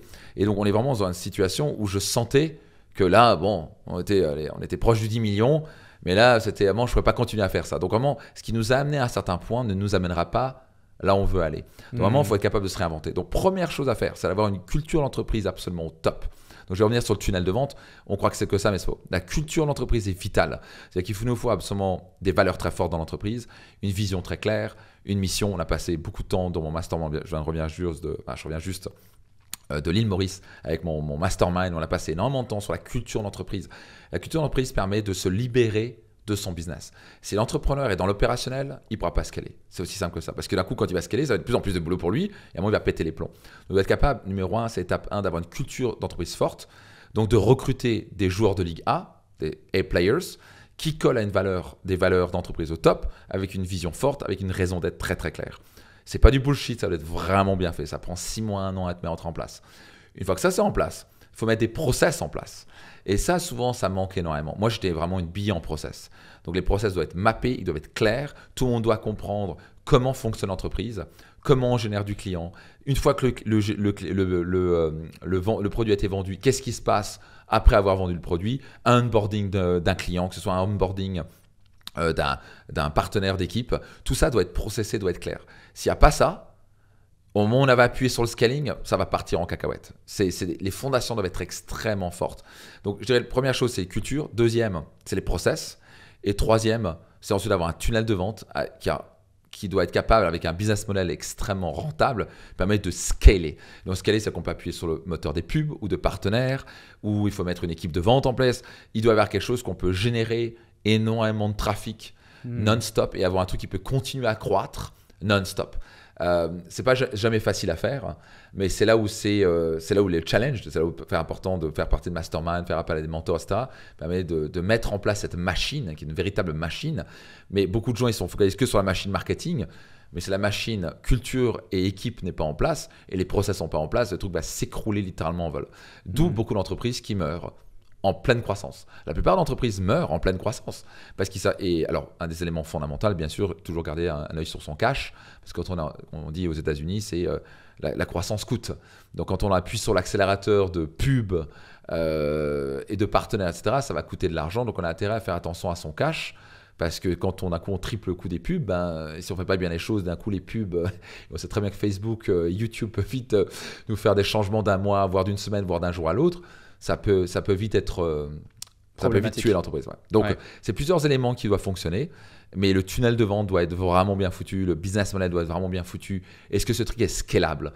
Et beaucoup de business models ne sont pas scalables. La plupart d'entrepreneurs sont quoi? Tout est basé sur eux. Donc, c'est bien. Donc, maintenant, tu as un business, ils sont indépendants en fait. C'est des sortes de salariés de leur propre entreprise. Ils font des appels téléphoniques encore, c'est bien. Et bon, ils font des appels en longueur de journée, c'est bien, ils gagnent bien leur vie. Peut-être qu'ils gagnent 300, 400 000 balles encore. Et non, comment on va faire quand on va faire x3 Tu peux passer des coups de fil au téléphone, tu vas avoir un pétage de plomb, donc il va peut-être recruter des commerciaux, peut-être qu'il doit automatiser par un webinaire. Il doit avoir un tunnel de vente qui permet de scaler à l'infini. À l'infini, c'est jamais vraiment l'infini, mais être capable de se réinventer au fur et à mesure. Mais clairement, l'étape internationale va passer, et ça, pour être sincère, je n'ai pas encore craqué le code, mais work in progress. Parfait. Aujourd'hui, pour donner du concret à celles et ceux qui nous écoutent, pour qu'ils se rendent compte, et ça introduit ma question suivante, en termes de chiffre d'affaires par rapport à l'activité Max Piccinini, on est sur quoi? On est environ à 5 millions, 10 millions, 15 millions par an? Cette année, on va taper les 10 millions, on va soit les dépasser, soit on va les frôler. Ouais. Et justement, ça introduit parfaitement ma question, parce que tu vas taper les 10 millions, mais tu n'as pas non plus 1 million de followers sur Internet. Tu as 50 000 sur ta chaîne YouTube, quelque chose comme ça, yes. Quelque chose comme 60 000, 70 000 sur Instagram. Facebook, on va plus, on est à quasi 700 000, un truc comme ça, 750 000 je crois. Ok, ouais. 700 000 sur Facebook. Donc Facebook, ouais, c'est vrai que tu as du bien. C'était au début, j'ai tapé avec Facebook il y a quelques années, donc ça aide encore maintenant. Ça aide encore maintenant, ouais. Et justement, donc, tu as une base organique qui est présente, mais lorsque tu lances une vidéo, lorsque tu lances quelque chose, elle ne fait pas instantanément des dizaines de milliers ou des centaines de milliers de vues. Donc, ça implique que, je pense que la plupart du cash que tu arrives à générer vient aussi de ta base client que tu as su entretenir au fur et à mesure des ans. J'imagine un bon pourcentage, doit être 30-40% peut-être. Et une partie sur l'organique, mais j'imagine au moins 30-40% aussi sur de l'acquisition à chaque fois de nouveaux clients. Absolument. De la pub. Quels sont les canaux d'acquisition que tu utilises le plus? Moi, j'utilise Facebook et YouTube principalement. Ok. Voilà, on adore. Et puis voilà, après ça amène sur différents tunnels et puis on est good to go. Et justement, parce que souvent on dit voilà, il faut un même message à chaque fois, tu peux pas lancer 2 types de pubs différemment en même temps. Tu vois, typiquement, est-ce que tu lances des campagnes LifeMax Non. On est d'accord, à chaque fois on est sur des trucs qui sont très segmentés. Comment tu gères ça? Tu as un tunnel et toute l'année il tourne, ou c'est selon des périodes, 3 mois on fait ça, 3 mois on fait ça, 3 mois on fait ça? Ouais, c'est vrai que c'est un peu plus complexe qu'on a. Alors si on faisait que de l'online, bon, on ferait un long tunnel qui dure, les amis infopreneurs qui ont des tunnels qui durent 2 ans et demi, et puis ça tourne tout seul, ils lancent dans un tunnel. Donc jusqu'à présent on en avait sur 12 derniers mois, on avait un tunnel d'acquisition, on mettait toutes les pubs. Maintenant on est en train d'en lancer un deuxième. D'accord. Et parce que pour tester, on va sûrement tester un troisième pour à chaque fois améliorer. Et donc, est-ce qu'on peut lancer des différents tunnels? Bien sûr. Mais est-ce qu'on va faire des pubs Facebook? Non, pas du tout. On ne va pas faire du LifeMax, BusinessMax, FinanceMax, tout en même temps. C'est vraiment un gros tunnel d'acquisition. Et après, il rentre dans notre écosystème. Et donc, après, on a tout un funnel qui va durer peut-être environ un mois automatisé. Et après, il rentre dans notre campagne du moment. Donc, par exemple, si c'est BusinessMax en juin, on va arriver peut-être... au mois de mai, là, on va avoir le webinaire Business Max et ils vont pouvoir découvrir le webinaire Business Max qui est en live. Et peut-être on va avoir un deuxième webinaire encore en juin. Et ça, c'est pour proposer le séminaire du moment. Donc, même chose. Donc, en fait, on a des séminaires à certains moments. Donc, par exemple, Business Max, c'est en juin. On a Life Max, c'est en novembre. Le Finance Max en janvier. Donc, c'est là où on va faire des promotions. Destination Réussite, c'est en fin septembre, début octobre. Donc, pendant l'été, on va appuyer très fort sur Destination Réussite. Et donc, voilà, donc, c'est jamais facile parce qu'on a un mix un petit peu hybride entre séminaire, formation et online. Mais donc, on a une partie automatisée et après, on envoie dans la partie, on va dire, du moment. Ouais. Je pose cette question, c'est intéressant parce que tu as 2 écoles finalement, et je sais que tu connais aussi Mohamed, Jody qui bosse avec Jean, Jean avec qui tu as eu des discussions également, et eux ils sont vraiment dans ce truc de un produit, un tunnel, un webi toutes les semaines. Si je devais redémarrer de zéro, je ferais exactement ça. Ouais, on est d'accord. À fond.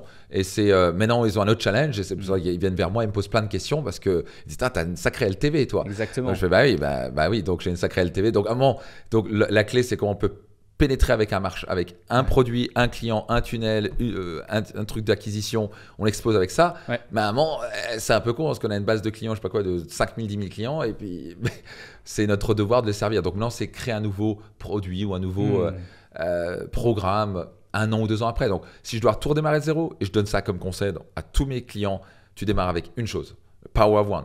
Un produit, un tunnel, une offre irrésistible, un client, on parle de discussion, et après tu ouvres au fur et à mesure. Pas tout de suite, au bout d'1 ou 2 ans peut-être. Mais à un moment, il faut ouvrir. Sinon, c'est un peu con parce qu'il y a toute cette base client qu'on a cessé de servir, et à un moment, qu'est-ce qu'on va leur offrir quoi. Clairement, on est d'accord. Un autre sujet, moi je t'ai connu essentiellement quand tu faisais beaucoup de séminaires. Tu faisais quasiment exclusivement que du séminaire, j'imagine. Aujourd'hui, tu le dis, tu as 60% d'online, 40% de séminaires. Comment tu as vécu le Covid du coup? Ça a dû être compliqué, difficile, justement savoir pivoter instantanément, se réinventer. Comme beaucoup d'acteurs qui faisaient beaucoup de séminaires, j'imagine que ça a été assez complexe de réussir à avoir cette réactivité. Et pour beaucoup de business, ça a été mortel, fatal, le Covid. Est-ce que tu peux nous en dire plus sur cette capacité à t'être adapté, à avoir pivoté rapidement? Ouais, alors écoute, pour nous, la Covid, ça a fait plus peur qu'autre chose parce qu'on avait justement... rien d'autre que notre séminaire annuel avec il y avait 1500 personnes prévues sur ce Destination Réussite en 2020. Là, on va être 3000 et quelques. Donc, je crois qu'on était prévu 1400-1500 personnes. Et 4 jours avant, le ministre annonce que on peut pas faire de séminaire au-dessus de 100 personnes. Wow. 4 jours avant, donc on fait OK. Donc, je suis resté calme. Donc là, c'est les années méditation et de yoga m'ont aidé. Donc, c'était OK, où est le cadeau? Tu vois, where's the fucking cadeau? Et donc, j'étais là, on disait OK, il y aura un cadeau dans tout ça. Et donc, c'était quoi? Réellement 3 minutes de petite panique. Restez calme, je fais OK, où est le cadeau? Et donc, idéalement, j'ai appelé mon équipe technique qui organise le séminaire. Je lui ai dit, qu'est-ce qu'on peut faire? Eux, ils sont du côté de Bretagne. Bah, dit, écoute, on peut louer une salle, on peut faire ça en digital, machin. Donc, je leur ai dit, écoute, il nous faut un truc digital, etc. J'ai déjà vu ça aux États-Unis on voit les gens derrière, en vignette, etc., sur Zoom et compagnie. Et on a littéralement envoyé dans l'après-midi, en disant, écoutez, le ministre vient d'annoncer ça. Vous savez quoi? On ne va pas annuler ça. Et je leur ai dit, sincèrement, réellement, j'aurais pu annuler. Je leur ai dit, alors, je ne peux pas annuler ça dans leur bien. Je dois les servir. Donc let's go, on va le faire en digital. Et pour être sincère, j'avais appelé Chochotte parce que c'est la première fois que je faisais un truc, surtout un studio professionnel quelque part près de Nantes. J'arrive là-dedans, tu sais, il n'y a personne dans la salle, tu vois, c'est un peu juste quelques membres de mon équipe, l'équipe technique, tu n'entends rien.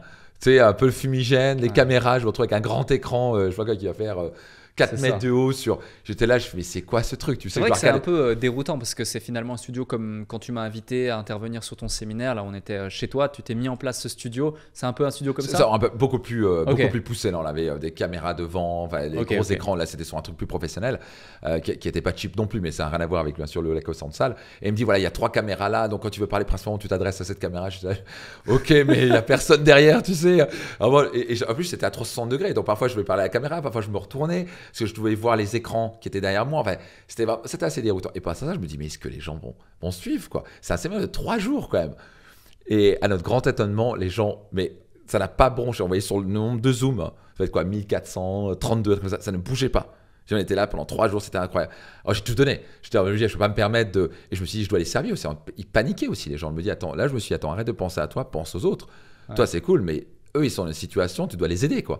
Et donc là, je me suis mis en position de leader. Je veux dire, bordel, on va prendre ça comme une opportunité. Il y a un cadeau dans tout ça. C'est all good. Où est le cadeau dans tout ça, etc. C'est un séminaire incroyable. Et là, j'ai pris un électrochoc. Je me dis, bordel, on va faire un séminaire 100% digital. Et en fait, ça ne bronche pas. Il n'y a eu aucun changement réellement en termes de participation, de vente, de tout ce que tu veux. C'était exactement le même nombre. Et là, j'étais, ok, alors ça, c'est nouveau. Et donc, depuis maintenant, alors pour nous, la Covid a été une bénédiction parce qu'on a tout passé online. On continue à faire les séminaires. J'ai fait Finance Max online, j'ai fait ECA online. Les gens adoraient. Ils disaient, ouais, génial. Il y avait même parfois plus d'inscriptions parce que les gens, c'est online, ça m'intéresse. Et donc là, depuis, tous nos séminaires sont hybrides. Et donc, ce qui nous génère 20 à 30% de clients en plus. Donc, ça nous permet de servir 20 à 30% de clients en plus. Je me dis, merci de le faire en digital parce que moi, j'habite au Texas. On a fait des gens qui ont fait ECA du Texas. On a des gens qui suivent Destination Réussite ou des Business Max, littéralement de la République dominicaine ou encore de Tahiti. Alors, c'est quoi demander décalé pour eux, mais ils disent, mais pour moi, est-ce que caler un vol d'avion, prendre un hôtel, le décalage horaire, etc., c'est hyper difficile pour moi. Donc, merci de le faire en digital. Donc là, on a 30% de clients qui le font en digital. Donc, ça a été pour nous, vraiment la Covid, on a explosé les compteurs, on a le chiffre d'affaires qui a explosé. Donc, parce qu'on a été aussi capable de très vite pivoter. Ouais, complètement. Et je sais que tes séminaires en physique, tu les vendais ou tu les vends encore plusieurs centaines d'euros le ticket, voire jusqu'à 1 millier d'euros ou plus. Tu vends le même prix lorsque c'est en digital ou pas? Pareil. Alors, juste pour Destination Réussite, on le vend 100 euros en moins. D'accord. Parce que tous les autres séminaires, strictement la même chose, même tarif, parce que c'est le même contenu. Pour Destination Réussite, il y a peut-être l'énergie de la salle, où on va quand même dire, OK, c'est un peu plus, et parce qu'on va être limité, donc on va faire un petit 100 euros différent, mais on pourrait le vendre le même prix. C'est une bonne discussion. Ça, c'est super intéressant parce que justement, on aurait la croyance de se dire « Ah, parce que c'est digital, les gens ne vont pas forcément vouloir mettre le même prix. » Mais finalement, comme tu le dis, c'est la même valeur, c'est le même contenu. C'est la même chose. Ouais, c'est intéressant. Au contraire, ça, et souvent les gens disent « Ouais, mais attends, c'est en digital, ça va coûter moins cher. » Attends, moi, c'est une équipe technique derrière, c'est tout un bordel.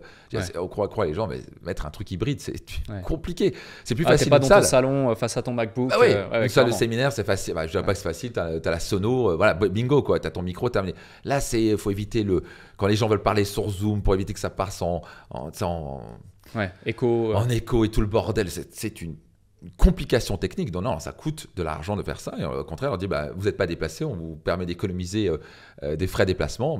C'est le même prix, c'est le même contenu. Complètement. Comment aujourd'hui tu as structuré ton entreprise, tes différents pôles, tes équipes? Est-ce que c'est des prestataires exclusivement? Est-ce que c'est des salariés? Est-ce que c'est un mix des deux? Ça peut être intéressant parce que rares sont les infopreneurs, même si pour moi tu n'es pas juste un infopreneur, qu'on soit clair, tu es vraiment un entrepreneur aujourd'hui comme tu as structuré les choses, c'est pas ton unique activité, tu as investi, tu as d'autres choses à côté, etc. Mais beaucoup d'infopreneurs considèrent l'infoprenariat un peu comme un business lifestyle. On va faire un peu d'argent, on va mettre les 2 orteils en éventail comme ça avec un petit cocktail, attendre que le compte Stripe se remplisse et que les webinaires tournent. Toi, vraiment, tu as structuré ton business comme il le faut. Peux-tu nous en dire plus justement sur comment tu as structuré ce business, tes différents pôles, tes différentes équipes? Qu'est-ce qui est important pour toi dans un business tel que celui-ci? Écoute, c'est une super question. Première chose, c'est que j'ai aucun salarié sauf moi-même. Et ça marche très très bien. Et en fait, j'adore travailler avec des freelances parce que je suis leur client et je ne suis pas leur patron. Surtout pour la France, il y a une mentalité de j'ai le droit de... Ce qui est complètement, je ne sais pas quand est rentré ce virus dans la tête de la France, mais la France est en chute libre et c'est très mal parti. C'est toujours les gens qui vont demander des vacances et des des heures. Est-ce que je peux partir plus tôt? Les gens qui sont pas passionnés par ce qu'ils font. Donc, un freelance, ils ont choisi de devenir indépendants pour ne pas avoir un patron. Et ils vont travailler quand je suis leur client et ils vont se défoncer. Et en plus, ils vont naturellement être efficaces. Un salarié, quand il est payé X montant pour temps étant dehors, il va avoir tendance à ralentir, va prendre sa pause café plus longtemps. Au contraire, un freelance va être le plus efficace possible parce que souvent, il a peut-être 2-3 clients autres. Et lui, il veut finir le plus tôt possible. Donc, lui, il va finir cette tâche le plus vite possible. Et on n'est pas en train de lui demander combien d'heures tu as fait. Moi, je m'en fous comme l'an 40. Je ne comprends pas ce concept d'heure. À la fin, dans la vie, on est payé au résultat. Dans la vie, on s'en fout combien d'heures je passais dans la salle de sport, c'est est-ce que j'ai le corps que je veux ou pas. Si je peux faire en 15 minutes une séance de cardio qui va, alors que d'autres, je sais pas quoi, ils passent 2 heures, t'as l'impression que tu dis, mais tu marches sur le truc, tu dis, mais tu fais quoi, il regarde les réseaux, tu fais, mais qu'est-ce que t'as foutu pendant 2 heures? Moi, en 15 minutes, j'ai plus transpiré que le gars en 3 mois. Et donc, en 15 minutes, j'étais plus productif que le gars en 2 heures. Donc, c'est pas le temps de travail qui compte. On est sur une histoire de combien d'heures de travail, mais on s'en fout. 15 minutes, t'as accompli le truc, je m'en fous. Tu veux faire ton site internet en 3 jours, en 3 mois, le truc doit être fait. Et tu es payé pour le résultat dans la vie. La vie nous rémunère sur les résultats, pas sur le temps de travail. Donc j'adore ce concept de freelance. J'adore aussi qu'ils puissent tout travailler chez eux. J'adore le fait que je ne suis pas leur patron, mais je suis plutôt leur collaborateur. On est une équipe. Donc moi, ça fonctionne du tonnerre. On fait des Zooms, on travaille sur Slack. Donc vraiment, il faut avoir une vraie... la grande clé de tout ça, c'est recruter des gens. Je reviens à la culture d'entreprise. On doit avoir une raison d'être en commune. Ils doivent coller à la vision de l'entreprise et ils doivent surtout coller aux valeurs de l'entreprise. Le code de valeurs est très fort. Donc, moi, quand je recrute, on a un système de recrutement très clair, on a une checklist de recrutement très claire, on a un code de valeurs. Je trie littéralement et on trie sur ce code de valeurs. Est-ce qu'il a la bienveillance? Est-ce qu'il a un niveau d'excellence? Est-ce qu'il cherche à se dépasser? Est-ce qu'il a un état d'esprit de croissance, pas un état d'esprit fixé? Est-ce qu'il se remet en question? Est-ce qu'il cherche la faute sur les autres? Ou est-ce qu'il a tendance à se remettre en question et se dire « Ok, je prends la responsabilité, c'est moi qui ai merdé, ça ne va plus arriver. » Donc, est-ce qu'il est un team player ou est-ce que c'est quelqu'un qui travaille dans son coin? Donc, plein d'éléments qui collent à nos valeurs. Et tant qu'on a ça, et tant qu'on a des systèmes de communication en interne avec Zoom, Slack et compagnie, nous, ça marche très très bien. On fait un petit call d'une demi-heure à 1 heure par semaine. On se voit sur Slack, c'est extrêmement efficace. On arrive à atteindre les objectifs en temps et en heure. Donc, c'est la clé, c'est vraiment recruter des joueurs de Ligue A et rien d'autre. Donc pour moi, c'est vraiment où j'ai un conseil à donner à tout le monde, recruter les best et oublier le reste. Ça va coûter trop cher. Souvent, l'entrepreneur, ce qu'il fait comme erreur, la plus grande erreur que j'ai faite, si je dois prendre, j'en ai fait des conneries, mais la plus grande des erreurs, c'est d'avoir joué cheap sur les recrutements. Tenter de jouer, faut mieux prendre un gars à 3000 balles parce que ça coûte un peu moins, et puis après, il peut se former. Au lieu de prendre tout un gars à 5-6 000 balles, mais qui est le top. Ou à 10 000 balles, je m'en fous. Parce que cette personne-là va nous faire gagner énormément de temps, il va rapporter plus d'argent, etc. Un joueur de Liga ne coûte pas d'argent, il rapporte de l'argent. Un joueur de Ligue B coûte de l'argent. Un joueur de Ligue C fait un trou dans la trésorerie et va droit sur la faillite. Donc c'est vraiment important d'avoir... Et souvent les gens disent « j'ai pas l'argent de recruter ». Non, tu vas perdre de l'argent à recruter quelqu'un de plus bas. Donc bizarrement, en recrutant un joueur de Ligue A, tu récupères du temps, parce que tu n'as pas besoin de passer derrière eux et le babysitter. Il te fait beaucoup plus que ce que tu t'attendais. Il se libère complètement. Tu n'as plus besoin de rien faire parce que le mec est totalement responsable de son job et il sait comment le faire. Et bordel, ça fait avancer la boîte, quoi. Donc, si je dois vraiment donner un vraiment la clé de tout ça, c'est d'avoir des joueurs de Liga, ce qui permet de dormir sur les 2 oreilles, avoir une bonne ambiance dans l'équipe. Les choses sont faites en temps et en heure. Ça dépasse les attentes. L'entreprise est profitable. Donc, c'est... je ne sais pas si ça répond à la question, mais c'est... Complètement, super intéressant. Comment tu t'y prends pour recruter des A-players? La première chose, c'est d'avoir une fiche métier, mais extrêmement précise. Fiche de poste. Fiche de poste, fiche métier, extrêmement précise.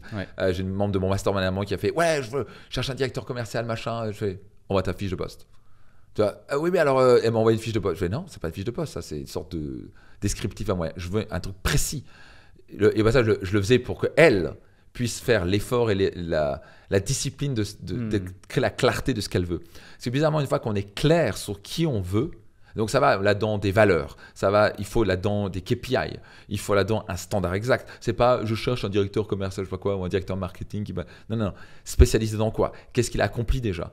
Qu'est-ce que j'attends de lui spécifiquement? Sur quoi il va être mesuré? Ça va être méga précis. Donc moi je prends une bonne heure, 1h30, parfois 3 heures, parfois je reviens dessus pour une fiche de poste clé. Je parle pas des fiches de poste, on va dire un peu moins clés. Mais quand j'étais une personne clé, oh bordel, je passe 2-3 heures dessus, clarté totale. Et bizarrement, une fois que je suis clair, mon cerveau, naturellement, sait chercher. Et d'un coup, je fais « Ah, peut-être que je connais quelqu'un qui connaît ça. Ou peut-être que je peux aller là. Ou peut-être on va poster ça. » C'est assez incroyable ce qu'il y a, parce que dans l'esprit est extrêmement clair. Le cerveau va naturellement chercher spécifiquement qui. Mais si j'arrive avec la généralité, c'est comme en client. L'erreur majeure, et tu l'as vu maintes et maintes fois, je suis sûr que tu l'enseignes, c'est d'être trop large, de ne pas avoir un marché niche. J'ai encore eu personne sur Slack, sur mon programme mentorat, c'était j'aide les gens à éliminer les douleurs musculaires. Tu ne peux pas utiliser les gens. Ça n'existe pas. Dès que tu utilises les gens, les personnes, t'es mort. C'est trop large. Et j'ai fait cette erreur-là. Donc là-bas, c'est j'aide les femmes enceintes, je sais pas trop quoi, à éliminer les douleurs musculaires. Maintenant, elles peuvent s'identifier. Donc le plus spécifique, c'est le mieux c'est. Donc ça, c'est la même chose. On doit être spécifique. Quand on est clair et spécifique, on peut se dire ça, je sais exactement ce que je recherche. Et donc quand on pose la question à un ami entrepreneur, est-ce que tu connais quelqu'un qui, voici la fiche de poste, on peut la lire, fait ah, c'est pas n'importe qui comme directeur, parce qu'un directeur marketing internet, funnel marketing, elle n'a rien à voir avec un directeur marketing qui vient de chez L'Oréal. Le mec peut être le top directeur marketing. Il vient dans notre monde d'infopreneur, il se fait dégommer la gueule. Il ne sait même pas de quoi il parle, c'est un bébé. Il ne comprend rien, il ne sait même pas ce que c'est un tunnel, c'est quoi un upsell, c'est quoi une offre irrésistible, il ne comprend rien tout ça. Donc on a intérêt à être précis dans l'offre. Et donc c'est vraiment prendre le temps de la clarté. Et après, c'est, je dirais bien sûr poster l'annonce partout, mais c'est travailler son réseau. Mais après, oh bordel, slow to hire, quick to fire, lent à recruter. Donc, j'avais eu du mal quand j'ai entendu ça la première fois. Parce que, oh là là, ça c'est un peu très américain de dire ça, lent à recruter, vite à virer. C'est probablement c'est le meilleur conseil que je puisse donner. Bordel, quand vous commencez à penser, et si la personne doit être virée, il faut la virer tout de suite. Ouais. Alors que la plupart des gens font l'inverse. Exactement. Ils recrutent vite, ils virent lentement. Exactement. Il faut, ouais, mais elle est quand même bien. Au moment où vous commencez à justifier qu'il faut la virer. Oui, mais que finalement, elle est. Au moment où vous dites, je pense que, ouais, mais finalement, tu dois la virer. Et je sais que c'est. Moi, j'ai fait cette erreur-là. Ouais, mais bon, ça c'est américain de faire ça. Et à chaque fois, ça, en fait, j'ai mis 1 ou 2 ans à les virer. Et ça m'a coûté 2 ans de mon business, des centaines de milliers d'euros. Mon business n'a pas progressé pendant cette période-là. Je me suis fait chier avec des gens qui ont une ambiance de merde, qui travaillent des triangulaires, un qui se met avec l'autre, contre l'autre. Donc, vraiment, au moment où vous dites, est-ce que je dois la virer? Il faut la virer. Ouais, clairement. Parce qu'un joueur de Liga, tu dis comment je fais pour la garder. C'est vraiment ça. Joueur de Liga, tu fais, bon, comment je fais pour la garder? Elle est top. Je vais la garder. Il n'y a même pas de discussion. Tu n'es même pas en train de te dire, je vais la virer, cette personne. Elle fait une erreur 2-3 fois par an. Ok, c'est normal. Tout le monde fait l'erreur. Je fais des erreurs. Tout le monde fait des erreurs. Mais je fais, wow, j'adore travailler avec elle. Elle est top. Elle est toujours en train de dire, ouais, elle est top. Elle est géniale. Comment je fais pour la garder? Au moment où tu dis, putain, est-ce que j'aurais la virer celle-là? On la vire immédiatement. Mais même pas à réfléchir parce que le truc va arriver dans 1 ou 2 ans. Et lent à recruter, c'est vraiment prendre le temps de poser des questions. Revenir, faire un entretien peut-être 15-20 minutes. Ensuite, revenir sur un entretien plus profond. Il faut avoir une checklist. Il faut avoir un système de recrutement et pas se baser sur le feeling. L'erreur que j'ai faite pendant les années, c'était je le faisais au feeling. Et ça, c'est une grosse erreur parce qu'on n'est pas systématique dans le recrutement. Donc vraiment, si on veut scaler son business, on veut vraiment se libérer de l'opérationnel et gagner beaucoup d'argent, oh bordel, ça se passe sur des joueurs de Liga, ça se passe à avoir un système de recrutement, ça se passe à être lent à recruter, ça prend 6 mois, et souvent l'erreur c'est aussi de recruter quand on en a besoin maintenant. Parce que d'un coup c'est urgent, et ça c'est l'erreur au lieu d'anticiper. Donc une des choses que j'ai appris par un de mes mentors, c'est anticiper avant que le chiffre d'affaires explose. Donc on prévoit une augmentation du chiffre d'affaires, on est déjà en train de recruter à l'avance avant que c'est oh bordel, est-ce que quand on est dans le feu, il nous faut quelqu'un maintenant. Et c'est là où on fait le mauvais recrutement. Et après, on la forme. Mais en fait, elle est mal formée. Et puis maintenant, il faut la virer. Il faut recruter quelqu'un d'autre. Et on va perdre du temps. Donc, pas précipiter les choses. Mais donc, aller vite ne veut pas dire se précipiter et anticiper constamment. Complètement d'accord. Je rebondis sur un concept qui est très important pour recruter des A-players également. C'est il faut avoir une vision claire dans sa boîte, des valeurs claires dans sa boîte, mais aussi une culture d'entreprise. Tu en parlais justement, tu l'as évoqué là récemment avec ton mastermind à l'île Maurice, c'est ça? Yes. Comment justement créer une culture d'entreprise si forte que les meilleurs éléments veulent bosser avec toi, mais au-delà de ça, moi j'ai même vu des fois, en tout cas à l'époque, je ne sais pas si c'est encore le cas aujourd'hui, mais à tes séminaires, certaines personnes qui venaient travailler pour toi bénévolement, tellement que justement la mission était claire, les valeurs étaient claires, la culture d'entreprise était omniprésente. Donc quels sont tes différents conseils pour un entrepreneur qui nous écoute à l'égard de la culture d'entreprise? Première chose, donc, il y a 3 éléments pour moi dans la culture d'entreprise. Le numéro 1, c'est la mission, donc la raison d'être. Ouais. C'est quelque chose qui doit être plus grand que nous. On veut vraiment attirer des joueurs de Liga qui ne sont pas juste… Un joueur de Liga veut faire quelque chose, il veut faire une différence dans la vie des gens. Il veut avoir un sens. Beaucoup d'entrepreneurs font l'erreur que les gens sont juste motivés par l'argent. C'est démontré encore et encore. Le 4e motivateur pour un salarié ou un collaborateur, c'est l'argent. Donc c'est important, on ne va pas payer un joueur de Liga en dessous de sa valeur. Un joueur de Liga doit être payé au-dessus du marché. J'ai aucun problème à payer au-dessus du marché parce que c'est les meilleurs. Donc aucun problème. Non, pas les surpayer, mais pas les sous-payer. Il est sous-payé, il va se barrer. Mais ce n'est pas le driver numéro 1.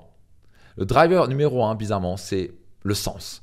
Il faut qu'ils aient l'impression d'avoir un sens dans leur vie, que de faire quelque chose qui est plus grand qu'eux-mêmes. C'est pas juste, ouais, j'ai un job, je fais des tunnels marketing, je sais pas trop quoi, et moi je réponds au téléphone, quoi. Non, on a un but plus grand que nous-mêmes. Donc moi, je rappelle constamment notre mission. Et c'est pas seulement avoir une mission, mais c'est pas avoir une mission parce que les gens ils croient que il y a un truc chez chez beaucoup d'entreprises, les grandes entreprises ou les petits entrepreneurs, ils ont beaucoup ce truc. Ouais, mais ça, c'est des jolis mots, quoi. Non, c'est pas des jolis mots. C'est avoir une vraie culture d'entreprise. Donc, c'est mission, vision, valeur. Mais les faire respecter. Il y a des gens, nombre d'entrepreneurs, j'ai vu dans les grosses boîtes, j'ai vu des sortes de valeurs. Nous, la valeur, c'est l'excellence, des mots comme ça. Et les mecs, c'est quand tu leur demandes de réciter la mission d'entreprise, ils sont incapables de la dire. Ils ne savent même pas pourquoi ils sont là. Et quand tu parles d'excellence, tu vois, c'est un bordel fini. Ils ne savent même pas qui est quoi, ils s'emmerdent. C'est la bienveillance. Ils se critiquent tout le temps. Donc, c'est pas en accord. Donc, moi, je suis, mais alors, un taré sur faire respecter ces putains de valeurs. Moi, je l'avais dit à tout le monde. Moi, quand j'ai fait ce switch, c'est vraiment un switch. Ça prend 6 mois, un changement de valeur. C'est vraiment un changement de culture. Et pour installer cette culture, ça prend 6 mois. Et je dis toujours à mes gars que je forme, dans mon mastermind, ça va avoir des résistances. Et vous devez être le leader qui va avoir le courage de faire ce qui doit être fait. Ouais. Et égal, forcément, quelqu'un qui va tester ça. Donc, on va dire, voilà, nos valeurs, c'est ça. Il y a tout un système pour que les gens puissent l'intégrer, puissent les comprendre, pour pas que ce soit juste affiché, balancé. Il faut qu'ils puissent participer dans le process. Mais une fois que c'est fait, les gars, je vais juste vous dire, ce truc va être respecté. Donc, c'est la différence entre la France et Dubaï. Pas vrai ? France, il y a des règles, mais tout le monde s'en tape. Et de toute façon, tu peux brûler une voiture et puis tu es supposé aller en prison pendant 3 mois. Mais en fait, au bout de 2 jours, tu sors parce que tu es le pauvre petit. Pas vrai ? À Dubaï, tu brûles une voiture, ça va mal se passer pour toi. Là, tu vas pas prendre 3 mois, tu vas prendre 6 ans et tu vas sortir du pays et tu reviens plus jamais. Pas vrai ? Donc, c'est la différence entre Dubaï. Donc, c'est justement le système dicte les comportements. C'est pas les gens. C'est le système. Le système est au-dessus des gens. Je me rappelle pendant des années en Italie, j'avais une Porsche. En Italie, bon, là c'est différent. Ils ont un système Tudor, tu déconnes plus.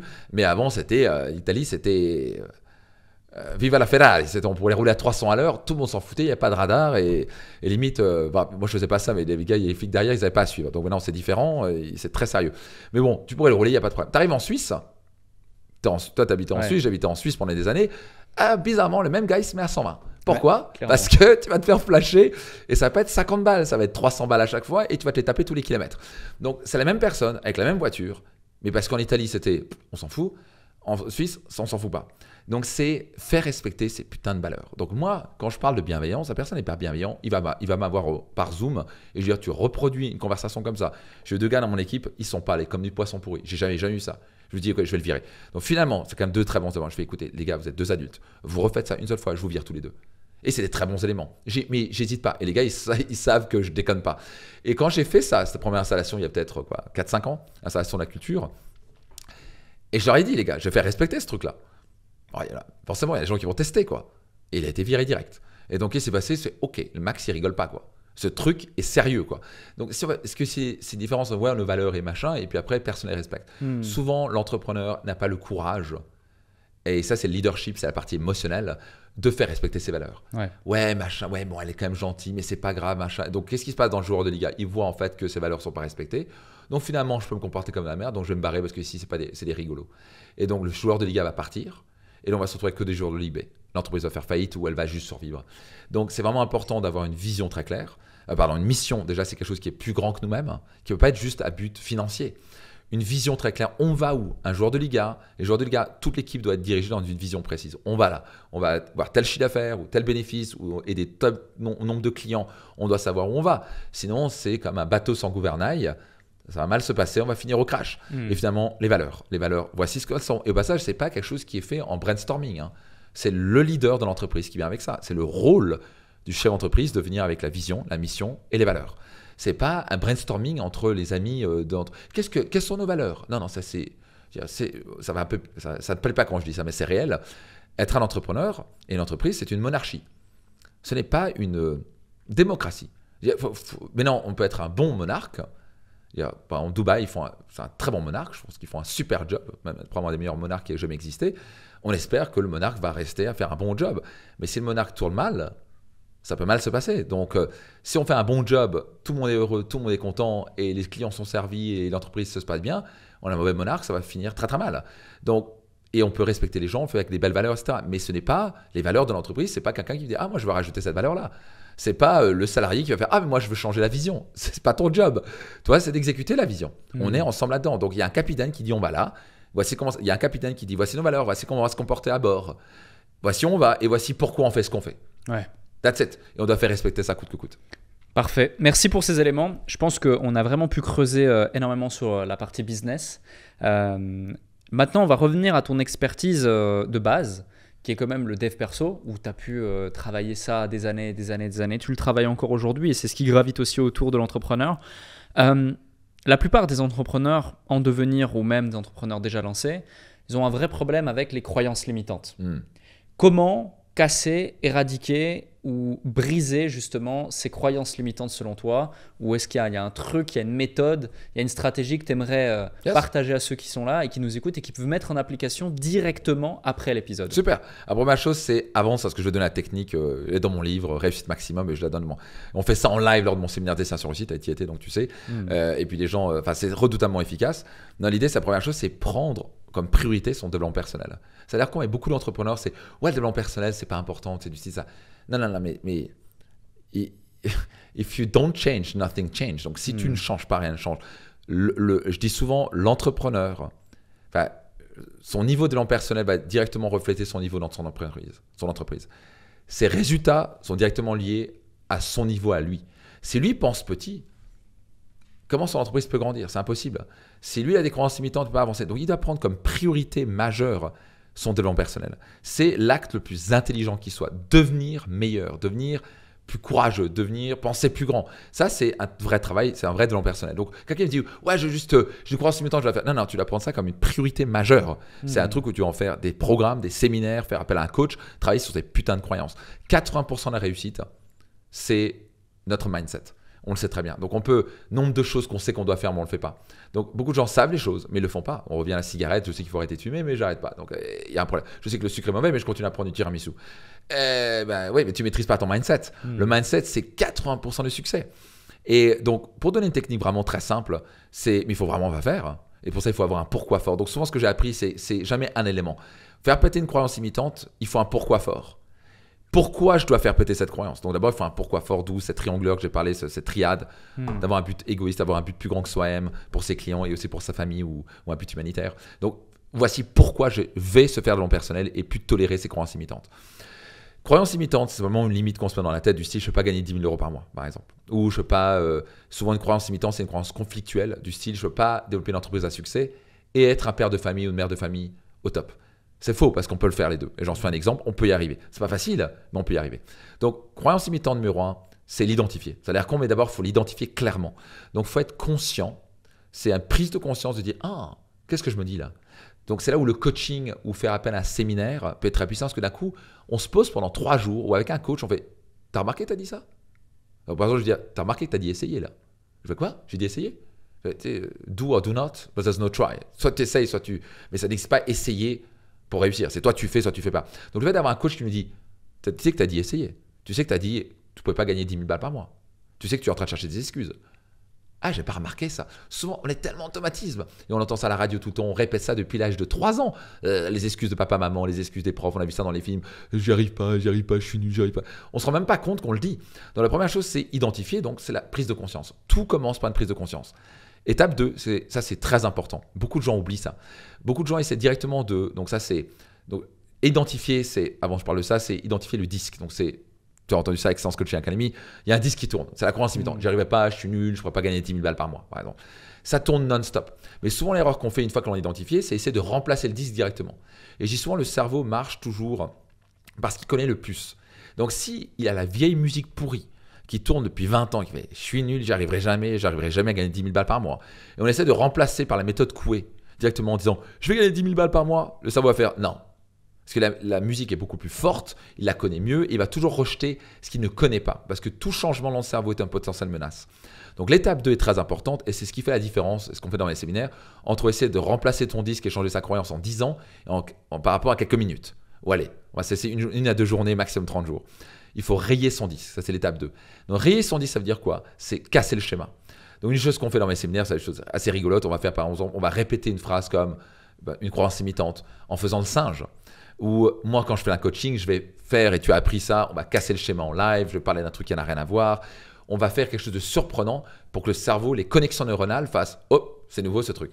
Donc je dis souvent dynamiter les autoroutes neuronales. On va péter le schéma, ce qui va faire que c'est anormal ce qui se passe maintenant. Avant, c'était « Ouais, c'est un peu comme si on dit « Ouais, mais je ne pourrais pas gagner 10 000 € par mois ». Et l'autre, il fait « Ouais, mais si tu peux gagner 10 000 balles par mois ». On fait « Ouais, je sais, mais… » Ça va pas marcher. Donc maintenant, si elle me dit, je vais pas gagner 10 000 balles par mois, et d'un coup, je vais faire quoi, je vais faire un truc qui n'a rien à voir, je vais crier, ou je vais me transformer en singe, ou je vais sortir une, je sais pas quoi, une trompette, et le cerveau va être en choc. Et là, ce qui se passe, c'est qu'on pète les autoroutes neuronales, et le cerveau est totalement ouvert à recevoir un nouveau disque. Et donc, on va créer une nouvelle connexion neuronale, c'est l'étape 3, par répétition, émotion et conviction. Donc, j'ai une méthode qui s'appelle la Vera, que je transmets dans mon livre. Ça coûte 18 balles et tous les bénéfices sont reversés à but caritatif. Et la Vera, ça a changé toute ma vie, parce que j'ai changé toutes mes croyances avec ça. Et donc, c'est visualiser, écrire, ressentir et affirmer cette nouvelle croyance. Et donc, par exemple, ça va commencer à dire visualiser que je vais gagner 10 000 balles par mois. Alors, non, je gagne beaucoup plus, mais bon, à 10 000 balles par mois, c'était le truc, le Graal à atteindre. Je vais l'écrire régulièrement. Je vais le ressentir, c'est très important parce que le cerveau marche en émotion. On retient les choses par émotion, pas juste par intellect. Donc, je prends un exemple souvent, c'est est-ce que vous vous rappelez exactement où vous étiez le jour du 11 septembre? Tout le monde se rappelle exactement quand il a appris ça. Le premier baiser. La première fois qu'on a eu un orgasme. On se rappelle ça immédiatement. Maintenant, si on se rappelle le 40e baiser. Non. Le 11 septembre, on était où à la même heure la veille? Je sais pas. Parce que ce n'était pas chargé émotionnellement. Donc, c'est important que ce soit chargé émotionnellement. Quand on fait une visualisation, on doit la faire avec toutes ces tripes comme si on y était. Et donc, finalement, visualiser, écrire, ressentir et affirmer. Affirmer, très important, ça c'est un peu le concept de la méthode Coué, mais il faut le faire dans un état émotionnel élevé, il faut être dans une physiologie gagnante. Si on se dit, moi pendant des années je me suis répété, j'ai une confiance totale en moi, mais j'avais une physiologie de quelqu'un qui était timide.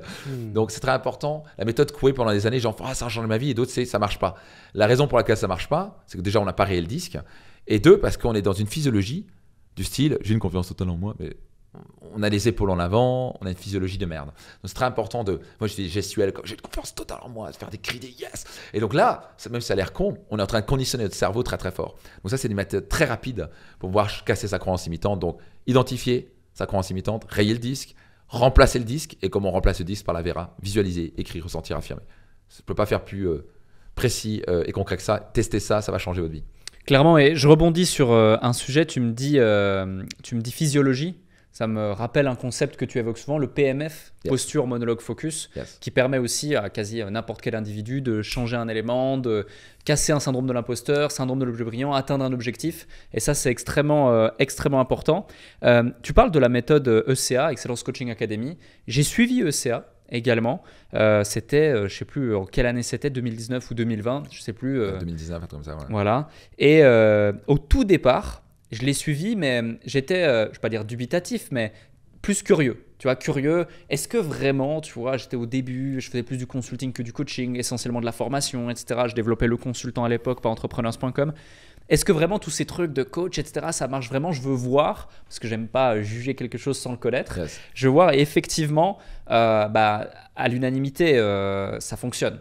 Ça fonctionne parce que si tu as l'intention justement de vraiment pouvoir aider les gens, transformer la vie de quelqu'un, apporter de la valeur à quelqu'un, déjà tu en apprends beaucoup sur toi. Yes. Ça c'est le premier point que je trouve super intéressant. Je pense même que tu as des clients qui viennent juste pour en apprendre plus sur eux, ça se trouve. On va avoir 5-10% de gens qui disent ouais, je veux juste booster mon développement personnel et être plus heureux et croître dans ma propre vie. Ouais. C'est ça, et puis ensuite tu peux permettre de le transmettre. Est-ce que tu peux nous en dire plus justement sur c'est quoi fondamentalement la méthode ECA, ou en tout cas c'est quoi être un bon coach, dans le sens où, pour que tu comprennes le fond de ma question et l'intention, aujourd'hui en 2023, depuis 2018-2019, même avant un petit peu, mais surtout pendant ces moments-là où ça s'est énormément démocratisé, on a énormément de coachs qui sont présents aujourd'hui sur Internet. Il y a du bon, il y a du moins bon. Yes. On entend tout et son contraire. Les médias aussi ont parfois, certaines fois, mis une mauvaise image sur l'industrie du coaching. Ça peut être intéressant que toi qui en as formé énormément, qui est dans cette industrie depuis plus de 10 ans maintenant, c'est quoi le coaching? C'est quoi la bonne méthode de coaching? Alors, c'est quoi le coaching? C'est simplement, le coach n'est pas un mentor. Donc, moi, je suis coach mentor. Donc, le mentor va en gros dire, voici, on rentre dans la jungle, je connais la jungle comme ma poche, évite là, parce que tu vas te faire bouffer par les crocodiles, là, tu vas te prendre une coconette dans la gueule. Va là, direct au but, boum, tu sors non seulement vivant, mais tu as passé un bon moment. Le mentor fait gagner du temps et va dire quoi faire. Le coach ne va pas forcément dire quoi faire, il va plutôt poser les bonnes questions, donner la perspective pour que la personne prenne la meilleure décision possible. Le coaching, c'est extrêmement puissant. Parce à Bill Gates, son meilleur conseil, il a ouvert son TEDx, son premier grand TED, en disant « Everyone needs a coach ». Tout le monde a besoin d'un coach. Et le meilleur conseil qui a été donné, en gros, quand on a demandé quel est le meilleur conseil que vous puissiez donner, c'est le PDG de Alphabet, donc qui est l'ex-PDG de Google. Donc Alphabet, c'est au-dessus c'est ce qui détient Google. Eric Schmidt, le meilleur conseil qu'il a donné, c'est de dire Everyone needs a coach. La meilleure conseil qu'on puisse me donner, c'est d'avoir un coach. Quand il est rentré chez Google, on a dit, tu as besoin d'un coach. Il a dit, mais il y a un problème. Mais non, si tu veux performer, tu as un coach. Tous les plus grands sportifs du monde ont un coach. Michael Jordan n'a pas gagné un seul championnat tant qu'il n'y avait pas Phil Jackson. Phil Jackson est arrivé, il a commencé à apprendre, il faut que tu passes la balle. Tu ne peux pas gagner seul un championnat. Il y en a 5 en face de toi, ils vont toujours t'arrêter. Tu peux être le meilleur joueur, le meilleur marqueur, tu ne vas jamais gagner un championnat. Moi, il a commencé à capter ça, il s'est commencé à développer l'humilité, passer la balle, ils ont commencé à gagner 6 championnats. Presque d'affilée, il a juste pris 1 an de pause pour faire du baseball et puis c'était juste, c'est probablement l'équipe la plus incroyable de l'histoire. Mais sans Phil Jackson, Michael Jordan, on n'aurait jamais dit Michael Jordan. Donc, si on regarde Céline Dion, vous parlez de sa coach, parler de Tiger Woods, il a parlé de son coach. Il a eu différents coachs. Donc déjà, faire appel au coaching, c'est extrêmement intelligent. Ça a été démontré que en moyenne, investir dans le coaching, ça va donner un retour sur investissement fois 5,5. Toutes les études le croisent. Ne pas investir en coaching, c'est stupide. C'est pour ça que la plupart des grands groupes maintenant ont des coachs en interne parce que c'est génial et c'est démontré de faire appel à des coachs. Maintenant, comme tu l'as très bien dit, il y a tout et n'importe quoi. Il y a des gens qui s'inventent coach, qui ne sont pas vraiment des coachs, qui donnent des conseils alors qu'ils ne savent pas de quoi ils parlent. Et il y a différents types de coaching. Donc après, il y a différents types de coaching. Donc, il y a des types. Moi, j'aime bien dire, il y a le type coaching que j'appelle motivation. Ce que je faisais au début, ce qui est totalement inefficace. Au passage, je t'ai parlé de motivation, je ne fais vraiment pas de la motivation. Je fais parfois de l'anti-motivation. La motivation, c'est bien, ça booste les gens pendant 24 heures, mais on redescend, on est dégonflé. C'est pas, on a gonflé des ballons, mais on a les arrêts dégonflés. Donc moi, mon job, c'est pas les aider à gonfler des ballons, c'est plutôt trouver une force à l'intérieur, le feu à l'intérieur qui va les garder non-stop. Et donc, le coach motivation, c'est un peu coach sportif. C'est vachement efficace pour le coach sportif. Allez, let's go. Allez, tu m'en fais encore 2 pompes de plus. C'est génial. Mais dans le coaching business ou le coaching de vie, c'est totalement inefficace. C'est vraiment le plus inefficace total. Parce qu'on est constamment dépendant du coach. On les booster et puis... Et le problème, c'est que vous pouvez avoir, je dis souvent, un coaching motivation. Si tu as des freins à main enclenchés, tu peux accélérer aussi fort que tu veux. Tu vas rester, tu vas pas bouger. Ouais. Donc à la fin, c'est plutôt être stratégique. C'est aller chercher le frein à main. Ok, il est où ce frein à main? C'est quoi les croyances limitantes que tu as? Qu'est-ce qui te bloque dans ta tête? Quelles sont tes croyances conflictuelles? Et on va être stratégique, on va aller chercher ça, on va virer ce frein à main et puis il va avancer tout seul. Tout le monde est motivé à gagner plus d'argent, tout le monde est motivé d'avoir une business plus grand, tout le monde est motivé à avoir plus de temps pour sa famille. La question, c'est pas est-ce que tu es motivé ou pas? La question, c'est est-ce que tu as desserré tous tes freins à main? Donc, contrairement à du coaching motivationnel, moi j'ai du coaching stratégique, du coaching d'excellence, que j'appelle du coaching d'excellence. On est dans le coaching moteur, on va en profondeur. Et on va vraiment chercher la source du problème et on va chercher ses freins à main et on va les desserrer. Et après, ça va partir tout seul. Et un autre type de coaching qui est totalement inefficace, c'est le coaching type intellectuel.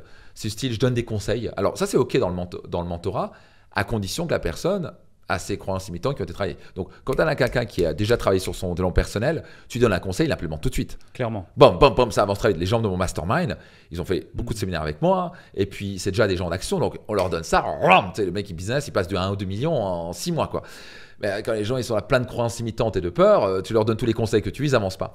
Donc, c'est bien de donner des conseils, mais à condition que la personne peut les prendre et l'implémenter. Donc le conseil intellectuel, s'il fait ceci, fait cela, c'est mignon, mais attention, c'est souvent inefficace si on n'a pas fait son travail personnel. Et le coaching motivationnel est totalement inefficace.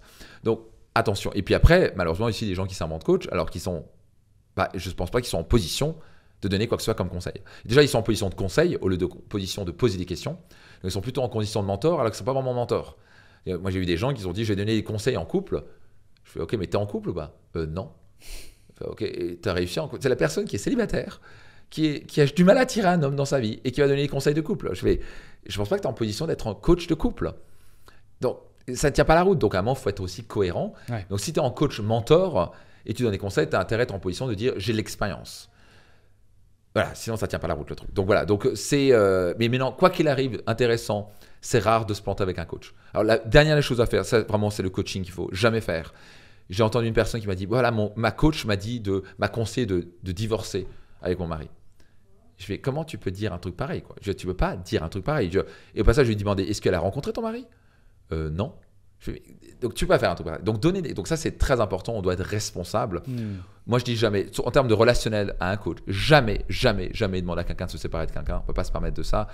On peut poser des questions. On peut dire, est-ce que tu penses que c'est une bonne personne avec toi? Est-ce qu'elle est toxique avec toi? Est-ce que tu penses que c'est une bonne chose de continuer? On peut poser des questions, mais c'est toujours la personne qui prend des décisions. On ne peut pas se permettre, quand une personne est déroutée dans sa vie, de commencer à lui donner des conseils à 2 balles quand on n'est pas apte à le faire. Donc, c'est le côté, on va dire, obscur du coaching, quand des gens sont irresponsables, vont juste chercher à gagner de l'argent, n'ont pas l'expérience, le niveau de conscience, la formation. ils vont faire n'importe quoi. Et là, dans ce cas, ça peut être problématique. Mais sinon, de manière générale, le coaching peut que être bénéfique. Clairement, je te rejoins et c'est la raison pour laquelle, pour ma part, j'ai décidé aussi d'arrêter d'accompagner les entrepreneurs qui démarrent. Parce que moi, je suis plus dans le mentorat, dans le consulting uniquement que dans le coaching. J'aime dire, OK, tu fais comme ça, c'est ça ton problème, OK, comme ça, comme ça, comme ça, comme ça, parce que j'ai cette expertise, parce que j'ai cette expérience que j'ai pu développer. Mais effectivement, si la personne n'a pas fait un travail personnel sur elle et qu'elle n'est pas prête à implémenter les choses derrière, il n'y a rien qui se passe. Donc, j'ai choisi d'accompagner désormais que les entrepreneurs déjà lancés, parce qu'eux ont fait ce travail, eux sont en capacité d'implémenter. Et puis, des fois, quand il y a besoin d'aller plus loin, on met en place les choses pour. Je posais cette question à un autre acteur du coaching il y a de ça quelques semaines que j'ai pu accueillir sur le déclic également. C'est justement la place de l'intelligence artificielle dans le monde du coaching. Est-ce que tu l'utilises au sein de ton écosystème? Si oui, comment? Et surtout, comment tu vois la suite? Est-ce qu'un jour les gens pourront se faire coacher ou en tout cas on pourra utiliser l'intelligence artificielle à ses côtés pour pouvoir mieux coacher les individus? Comment tu vois la chose? Alors, je parlais d'abord la partie un petit peu parce que là tout le monde parle la ChatGPT, l'intelligence artificielle, etc. C'est un peu le hype. Voilà, c'est très hype, c'est très donc non, clairement, est-ce que c'est révolutionnaire? Absolument, aucune discussion. Est-ce que c'est vachement hype? Absolument. Est-ce qu'il y a des gens qui se disent machin, comment on va changer votre business? Je vais être sincère, j'ai utilisé ce ChatGPT dans tous les sens, je me suis formé avec les bons prompts. Ça va pas me donner les meilleurs business conseils de l'histoire. Non, c'est pas comme ça que tu vas développer une boîte à succès. Mais non, il peut peut-être avoir des exceptions, c'est mignon, mais ça ne remplace pas le cerveau d'un business consultant ou d'un business spécialiste de 20 ans. Et surtout le transmettre. Donc maintenant, est-ce que ça peut aider des choses? Donc pour moi, c'est un outil d'optimisation et c'est un outil, on va dire, de gain de productivité. Donc par exemple, je peux gagner des idées avec ça. Donc est-ce que j'utilise? Absolument. Est-ce que j'utilise tous les jours? Non. Est-ce que ça me donne des bonnes idées? Parfois oui, absolument. Donc j'utilise. On a déjà des gens, par exemple dans la vidéo production, on a déjà des membres de mon équipe qui l'utilisent. J'ai enregistré une vidéo, je ne sais pas pourquoi, il y avait une sorte de son bzzz, comme ça, je ne sais pas pourquoi, probablement connexion avec mon micro. Ça a duré la première heure. Et pour moi, j'ai 1 heure de refaire, c'est chiant. Il m'a mis dans le système, il sait l'utiliser, il sait utiliser la machine, mais il m'a enlevé ce son, je ne sais pas comment, mais j'ai pu économiser 1 heure de mon temps. Donc, c'est un gain de productivité. C'est non seulement un temps pour lui, un temps pour moi. Donc, c'est un gain de productivité. That's it. C'est comme Internet. Pour envoyer un email, avant, il fallait en courrier. Ça mettait 3 jours aller, 3 jours retour. Maintenant, c'est email. Maintenant, c'est SMS. Machin. Donc, c'est des gains de productivité. Est-ce que ça remplace des humains? Ça va remplacer des humains. Est-ce que ça va gagner du temps? Bordel, oui. Est-ce que ce truc va devenir incroyable? Absolument. Est-ce que ça va devenir dangereux? Je ne sais pas. Est-ce que c'est le scénario fin du monde? Je ne sais pas. Mais quand tu as des Elon Musk qui dit on doit tout stopper parce que ce truc peut devenir problématique pour l'humanité, il faut quand même écouter ça. Donc, est-ce que j'utilise dans le quotidien? Oui. Est-ce que j'encourage mon équipe à le faire? Mais non, est-ce que ça a tout révolutionné chez nous? Non. Je veux dire, à la fin, je vais être très sincère. C'est un coup de boost à la productivité. Mais non, est-ce que je vois dans le futur? Oui. Est-ce que, par exemple, le système est tellement intelligent qu'il peut prendre toutes mes centaines d'heures de coaching qui ont été enregistrées en séminaire, etc. et potentiellement pouvoir reproduire avec ma propre voix, où je pourrais avoir un coaching avec un avatar de Max qui serait moins cher pour eux, où d'un coup, ils me posent une question, il y a une conversation avec eux, clairement, on va aller là-dessus.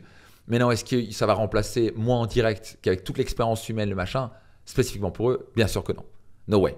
Mais est-ce que ça peut vraiment pousser un programme où les gens peuvent poser une question et c'est Max qui répond avec la propre voix et qui pourrait être potentiellement exactement ce que je répondrais? Absolument.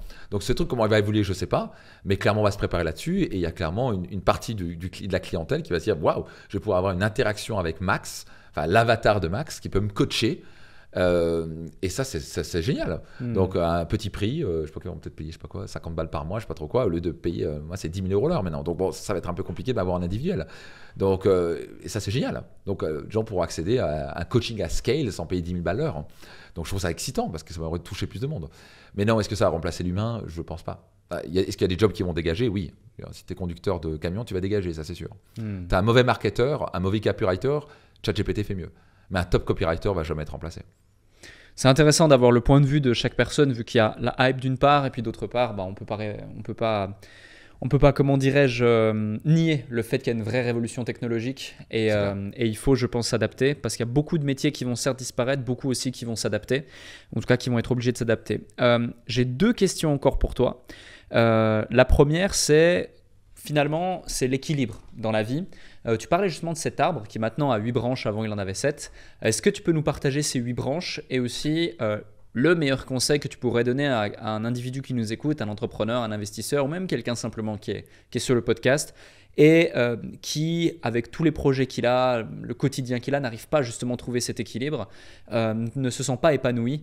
Après, est-ce qu'on peut être équilibré parfaitement partout? À voir. Ça peut être un débat, mais je ne pense pas personnellement non plus. Mais en tout cas, être équilibré sur les choses qui font du sens pour nous, qui sont importantes à nos yeux, et puis aller s'épanouir. Donc, quelles sont ces 8 branches et comment trouver l'équilibre dans sa vie? Donc, les 8 branches, on le trouve dans mon livre, on voit ça en profondeur dans mon séminaire Destination Réussite.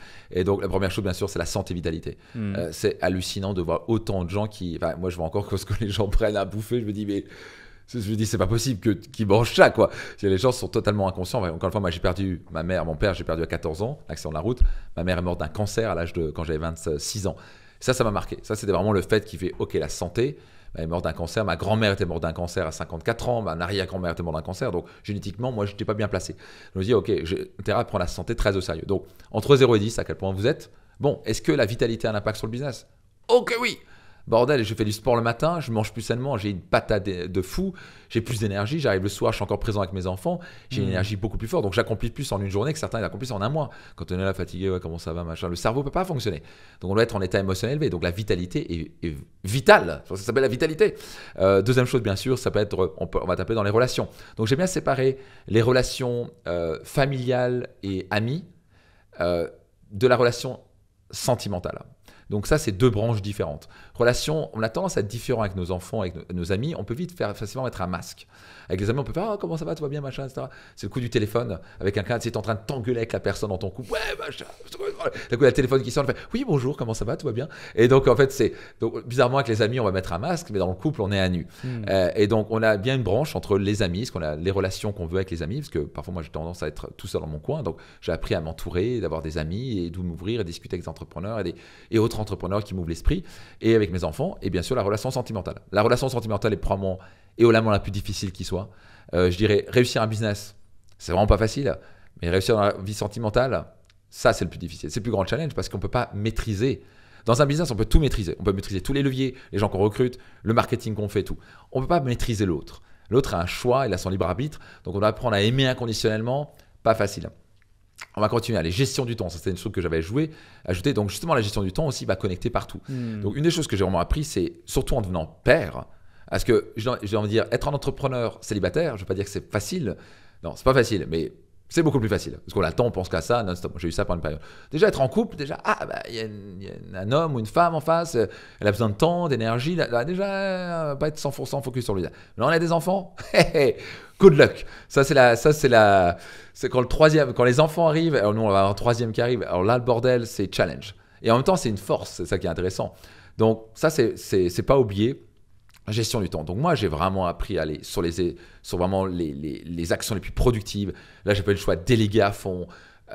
Là, tu dégages tout ce qui n'est pas essentiel. Donc, tu as intérêt à vraiment te discipliner par rapport à ça. Après, qu'est-ce qu'on a? On a les loisirs. Donc, ça a l'air con, mais est-ce qu'on s'amuse? C'est important d'avoir un peu de fun dans la vie. Parce que souvent, un business, si on est passionné par ce qu'on fait, c'est son propre loisir. Mais c'est important parfois d'y avoir un truc pour s'aérer l'esprit du business. Ouais. Si on est non-stop à penser, on va péter les plombs. Bon, moi, c'est le basketball, par exemple. Tu vois, ou aller courir un petit peu. Donc, moi, le basketball, je shoot des paniers, c'est bon, mon esprit part, ça me fait du bien, c'est une petite passion en plus. Qu'est-ce qu'on a ensuite? Loisirs, qu'est-ce qu'on a? Ça, c'est pas aussi comment je peux oublier ça. Les finances. Les finances, merci. Les finances, comment je peux? Donc les finances. Alors il y a souvent une différence entre les finances et la carrière. Donc on va rajouter, là, on est déjà sur 6 et 7e branche. Donc les gens souvent confondent les deux. Mais les finances, c'est pas la carrière? Non, rien à voir. Donc le business, c'est déjà où, en tant qu'entrepreneur, c'est sa carrière. Est-ce qu'on s'épanouit dedans? Est-ce qu'on a du succès dedans? Mais après, une fois qu'on gagne de l'argent, c'est bien, mais qu'est-ce qu'on fait avec l'argent? Donc, il y a un nombre d'entrepreneurs que je vois, ils gagnent bien leur vie, mais ils font n'importe quoi avec leurs finances. Donc la finance, c'est la partie fiscalité, la partie investissement. Qu'est-ce que je fais pour faire fructifier cet argent? Est-ce que je vais l'investir dans l'immobilier, dans la bourse, etc. Typiquement, ce qu'on voit à Finance Max, c'est les gens, je vois des gens qui ont des business très profitables, mais ils ne savent pas comment faire, ils ne savent même pas ce que c'est une holding, ils ne savent pas comment réinvestir, ils ne savent pas où on peut trouver des investissements à 8, 10, 12, 14% avec quasi aucun risque. Donc ils font n'importe quoi, ils se crament ils mettent tout leur argent dans les crypto-monnaies. Alors c'est très bien, mais c'est extrêmement risqué comme jeu et je ne recommanderais pas de mettre plus de 10%, sinon vous jouez avec votre carnet de santé financière. Et donc ça c'est important. Et finalement, la 8e branche, c'est la contribution. qu'on a tendance à oublier, mais bizarrement, au passage, un métier, notre business a tendance à contribuer. Pour moi, c'est un véhicule de contribution énorme. En plus d'être un business qui m'épanouit et en plus d'être un loisir, etc. Donc, une chose peut aussi remplir beaucoup de choses. Mais la contribution, c'est vraiment important. Il ne faut pas oublier qu'est-ce qui nous remplit réellement dans notre vie. Ce n'est pas juste un moment de bonheur, d'un succès, d'une atteinte, d'un certain niveau de revenu. C'est à quel point on a contribué. C'est démontrer encore et encore pour avoir une vie pleine de sens et vraiment être heureux et épanoui sur le chemin. C'est de contribuer dans la vie des gens. Et quand on a une sensation de contribution, et que par exemple, peut-être qu'on va utiliser une partie de son argent à redonner dans l'humanitaire, bizarrement, quand on a une cause qui nous tient à cœur, on a envie de gagner encore plus d'argent, parce qu'on veut aider encore plus. Complètement. Et ça, c'est très puissant. Donc voici, on a parlé des 8 branches. Magnifique. Merci pour tout ce que tu as pu partager ici aujourd'hui. Ah ouais, tu voulais parler peut-être de l'équilibre. Attends, je te fais un petit... l'équilibre. Donc, maintenant, on a parlé de ces 8 branches, maintenant l'équilibre. Donc, est-ce qu'on peut avoir un équilibre parfait? Tu fais bien de m'avoir coupé d'ailleurs. On aurait oublié l'équilibre. Voilà, donc l'équilibre. Donc, est-ce qu'on peut avoir un équilibre parfait? Absolument, seulement moi. Non, je rigole. C'est absolument impossible. L'objectif, c'est pas d'avoir un équilibre parfait non-stop. Ouais. On va être constamment en déséquilibre. C'est OK. Mais maintenant, c'est être vigilant de ne pas en oublier une. Si à la fin, si je néglige la gestion du temps, ça va avoir un impact sur toutes les sphères de ma vie. Je néglige mon business, je vais avoir un impact sur mes finances. Je néglige mes finances, c'est bien, je peux gagner beaucoup d'argent, mais si je fais n'importe quoi, je me fais bouffer 40% ou 50% par le fisc, à quoi bon? Donc, j'ai intérêt à savoir où placer mon argent. Si je claque tout de tout ce que je gagne, le jour où ça va mal se passer, où je dois acheter une maison, je ne sais pas trop quoi, ou d'un coup c'est la merde pendant un moment, tu n'as pas d'argent de côté, tu n'as pas un business de l'argent, de l'immobilier ou de la bourse qui te rapporte de l'argent mois après mois, ça va être un problème. Je néglige ma santé, ça va avoir un impact sur mon business, ça va avoir un impact sur ma famille, etc. Donc, c'est juste de s'équilibrer et d'avoir un agenda de plus en plus strict. Si vous avez des enfants, tu as intérêt à être méga discipliné. Là, la discipline, elle monte avec plus tu as d'enfants et le plus de business monte et la discipline monte. Donc, c'est vraiment d'avoir un agenda et s'y tenir. Se dire, OK, ce truc-là, boum, c'est ça. Et donc, c'est s'y tenir. Donc, avoir vraiment des habitudes et c'est extrêmement structuré. Et savoir qu'à un moment, forcément, vous allez mettre le paquet à un moment sur votre business.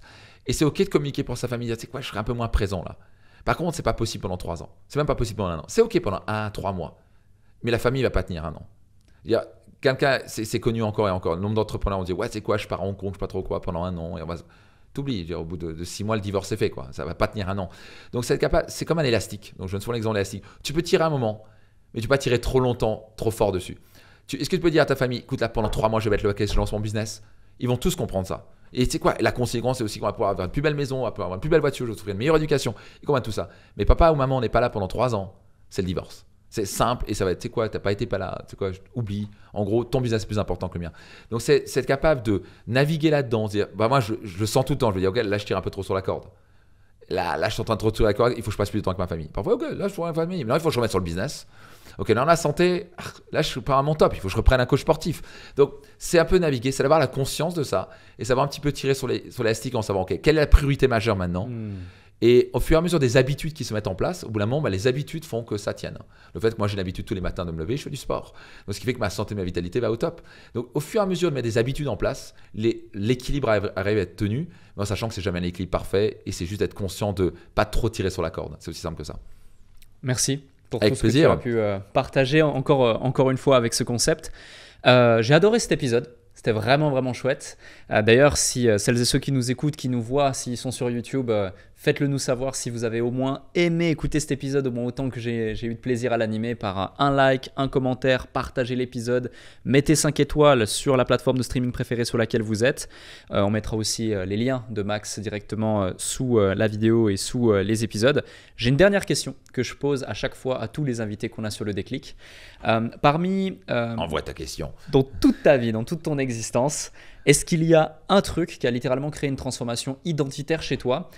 Si on fait abstraction de ce que tu nous as déjà partagé dans l'épisode, vraiment littéralement un vrai déclic que tu as absolument envie de partager à celles et ceux qui nous écoutent, qui nous voient. Ça peut être une citation, une anecdote, une situation, quelque chose de positif, quelque chose de négatif, peu importe, même quelque chose que peut-être tu n'as jamais partagé dans aucune interview, sur aucune scène. Je te demande de faire un sacré effort là parce que c'est chaud, ça. Les anecdotes, t'en as donné. Mais voilà, ta carte blanche pour le mot de la fin. Je dirais changer d'environnement. Si je dois donner le plus grand secret du succès, ce sera changer de l'environnement. C'est probablement le plus difficile parce que le cerveau a tendance à se dire c'est le cerveau mammifère, je suis dans ma petite tribu avec mes copains là, je les connais bien, puis on va au bar, même endroit, machin, on est bien en sécurité, ils m'aiment bien, même s'ils m'aiment pas, ils me critiquent, ils me jugent, mais au moins je suis plus en sécurité. Et le changement le plus drastique qu'on peut avoir dans sa vie, c'est à un moment faire la traversée du désert. Et cette traversée du désert prend énormément de courage. Je suis pas en train de dire d'oublier tout le monde. Je suis pas en train de dire faut dire au revoir à tous ses amis. Mais à un moment, si c'est ce qui est nécessaire, il faut le faire. Moi, je traînais avec des potes de Strasbourg. On allait littéralement 3 fois par semaine aller prendre des bières, des picons bières, etc. Raconter les mêmes histoires à la con, des mêmes profs. Tu sais, quoi, il était con celui-là, machin, ça. Et à moi, j'ai juste pris conscience. J'ai dit, attends, si je continue à traîner avec ces mecs-là, je vais finir comme eux. Les gars, je vais finir avec un petit job à 2000 balles par mois max. Et je dis ok. Et donc, c'est pas pour ça que moi je les respecte, je les adore. C'est juste que j'ai commencé à penser autrement, j'ai commencé à agir autrement. Et naturellement, quand on change, l'environnement va changer. Parce qu'on commence à parler différemment, on a des ambitions différentes. L'autre, il veut juste se péter la gueule. Moi, je veux avoir une entreprise à succès. Je veux faire une différence dans ce monde. Et donc, le fait de. Et ça commence par écouter des podcasts différents, ce que vous êtes en train de faire, faire appel à un mentor, lire des livres différents, participer à des séminaires, faire partie de mastermind, faire appel à des mentors, ce genre de choses, permet d'élever son environnement. Et vraiment, c'est le grand conseil que j'ai eu par un des mes mentors. Et je lui ai posé la question, c'est quoi toi ton plus grand déclic que tu as eu? Il m'a dit, ben, moi j'ai eu un mentor un jour et je lui ai posé la question, si je veux avoir un business à 50 millions et gagner 50 millions d'euros un jour, je fais quoi? Le réflexe a été direct, il a dit, traîne avec des gens qui gagnent 50 millions d'euros ou plus. C'était aussi simple que ça. Et à la fin, quand on traîne avec des gens qui pensent 10 fois plus grand que nous, ou qui ont accompli 10 fois plus que nous, ils vont déteindre directement par la manière de penser, ils vont pas tolérer nos conneries, ils vont dire, qu'est-ce que tu racontes? Arrête de dire essayer, tu vas le faire, voici mon contact, let's go. Donc ils ont des standards différents. Pourquoi l'environnement est si puissant? Parce que ça élève les standards. C'est très compliqué d'élever des standards. Les standards, ça veut dire que voici, ça va être le minimum que je vais avoir. C'est pas un objectif, un standard. Un standard, c'est ok, je vais arrêter ce putain de sucre maintenant, définitivement. C'est pas j'ai un objectif d'arrêter le sucre. C'est à partir de maintenant, j'arrête, par exemple. Maintenant, j'ai un standard de gagner 1 million d'euros par an. Ça, c'est un standard. C'est pas un objectif. L'objectif, c'est wishful thinking. C'est ce serait bien un jour que j'y arrive. Non, c'est un standard, c'est je dois gagner 1 million d'euros. Ça, c'est mon minimum. C'est le plancher. C'est toi ça que je dois faire. Et ça, le plus rapide moyen d'y arriver, c'est traîner avec des gens qui gagnent plus d'1 million d'euros par an. D'où le pouvoir du mentorat, du mastermind, etc. Ben, moi, j'ai traîné avec des gens, c'est que j'hésite pas une seconde à mettre 100 000 $, pour faire appel à un pense qui a, un de mes mentors, a vendu sa boîte 4 milliards. 4 milliards d'euros, il a des business à plus de centaines de millions d'euros. Ben, pour lui, d'un coup, quand je lui parlais de mon objectif à faire 100 millions d'euros, il fait ok, pas de problème. Moi, j'étais là, je fais ok. Donc, alors, j'avais encore le doute, tu vois, j'étais en train de me dire ouais, mais 100 millions, est-ce que je peux vraiment atteindre ça? Je fais ok, pas de problème, on va travailler là-dessus. Parce qu'il m'a transféré sa confiance qu'il a déjà fait lui-même. Il pense différemment, il voit le monde différemment. Donc d'un coup, ça me fait gagner un temps fou. Donc si je traîne avec des gens qui font 100 millions, je vais atteindre 100 millions. Si je lis, je me connecte à ces gens-là non-stop, c'est une question de temps parce que je vais rentrer dans la manière de penser, je vais imiter les choses, je vais faire les choses différemment, je vais faire les mêmes choses qu'ils vont faire, je vais modéliser leur stratégie, leur tactique, je vais apprendre tout ce que je peux. Et c'est comme ça qu'on peut absolument garantir d'y arriver. Donc pour moi, le plus grand changement qui a été, c'était de faire la traversée du désert, également de dire bye-bye, mais mes anciens potes qui sont et avec qui je respecte pleinement, si je les revois avec grand plaisir de se prendre moi je prends un thé et puis ils prendront leur bière, mais moi je prends plus d'alcool, mais chacun, je respecte quoi que ce soit. Mais la traversée du désert, c'est être capable de dire c'est quoi, je vais prendre le risque de prendre un petit moment, je vais me sortir seul et de rejoindre un nouveau groupe qui va penser 10 fois plus grand. Si je veux atteindre 10 fois plus grand, le plus rapide moyen, c'est de traîner avec des gens qui font 10 fois plus grand. Et donc, ça va changer drastiquement ma pensée, mes actions, ma manière de parler, ma manière de marcher, ma manière d'agir. Et donc, ça change totalement mon identité. Donc, si je dois donner le plus grand conseil qui soit, élevez votre environnement. Merci Max. Avec plaisir, Alec.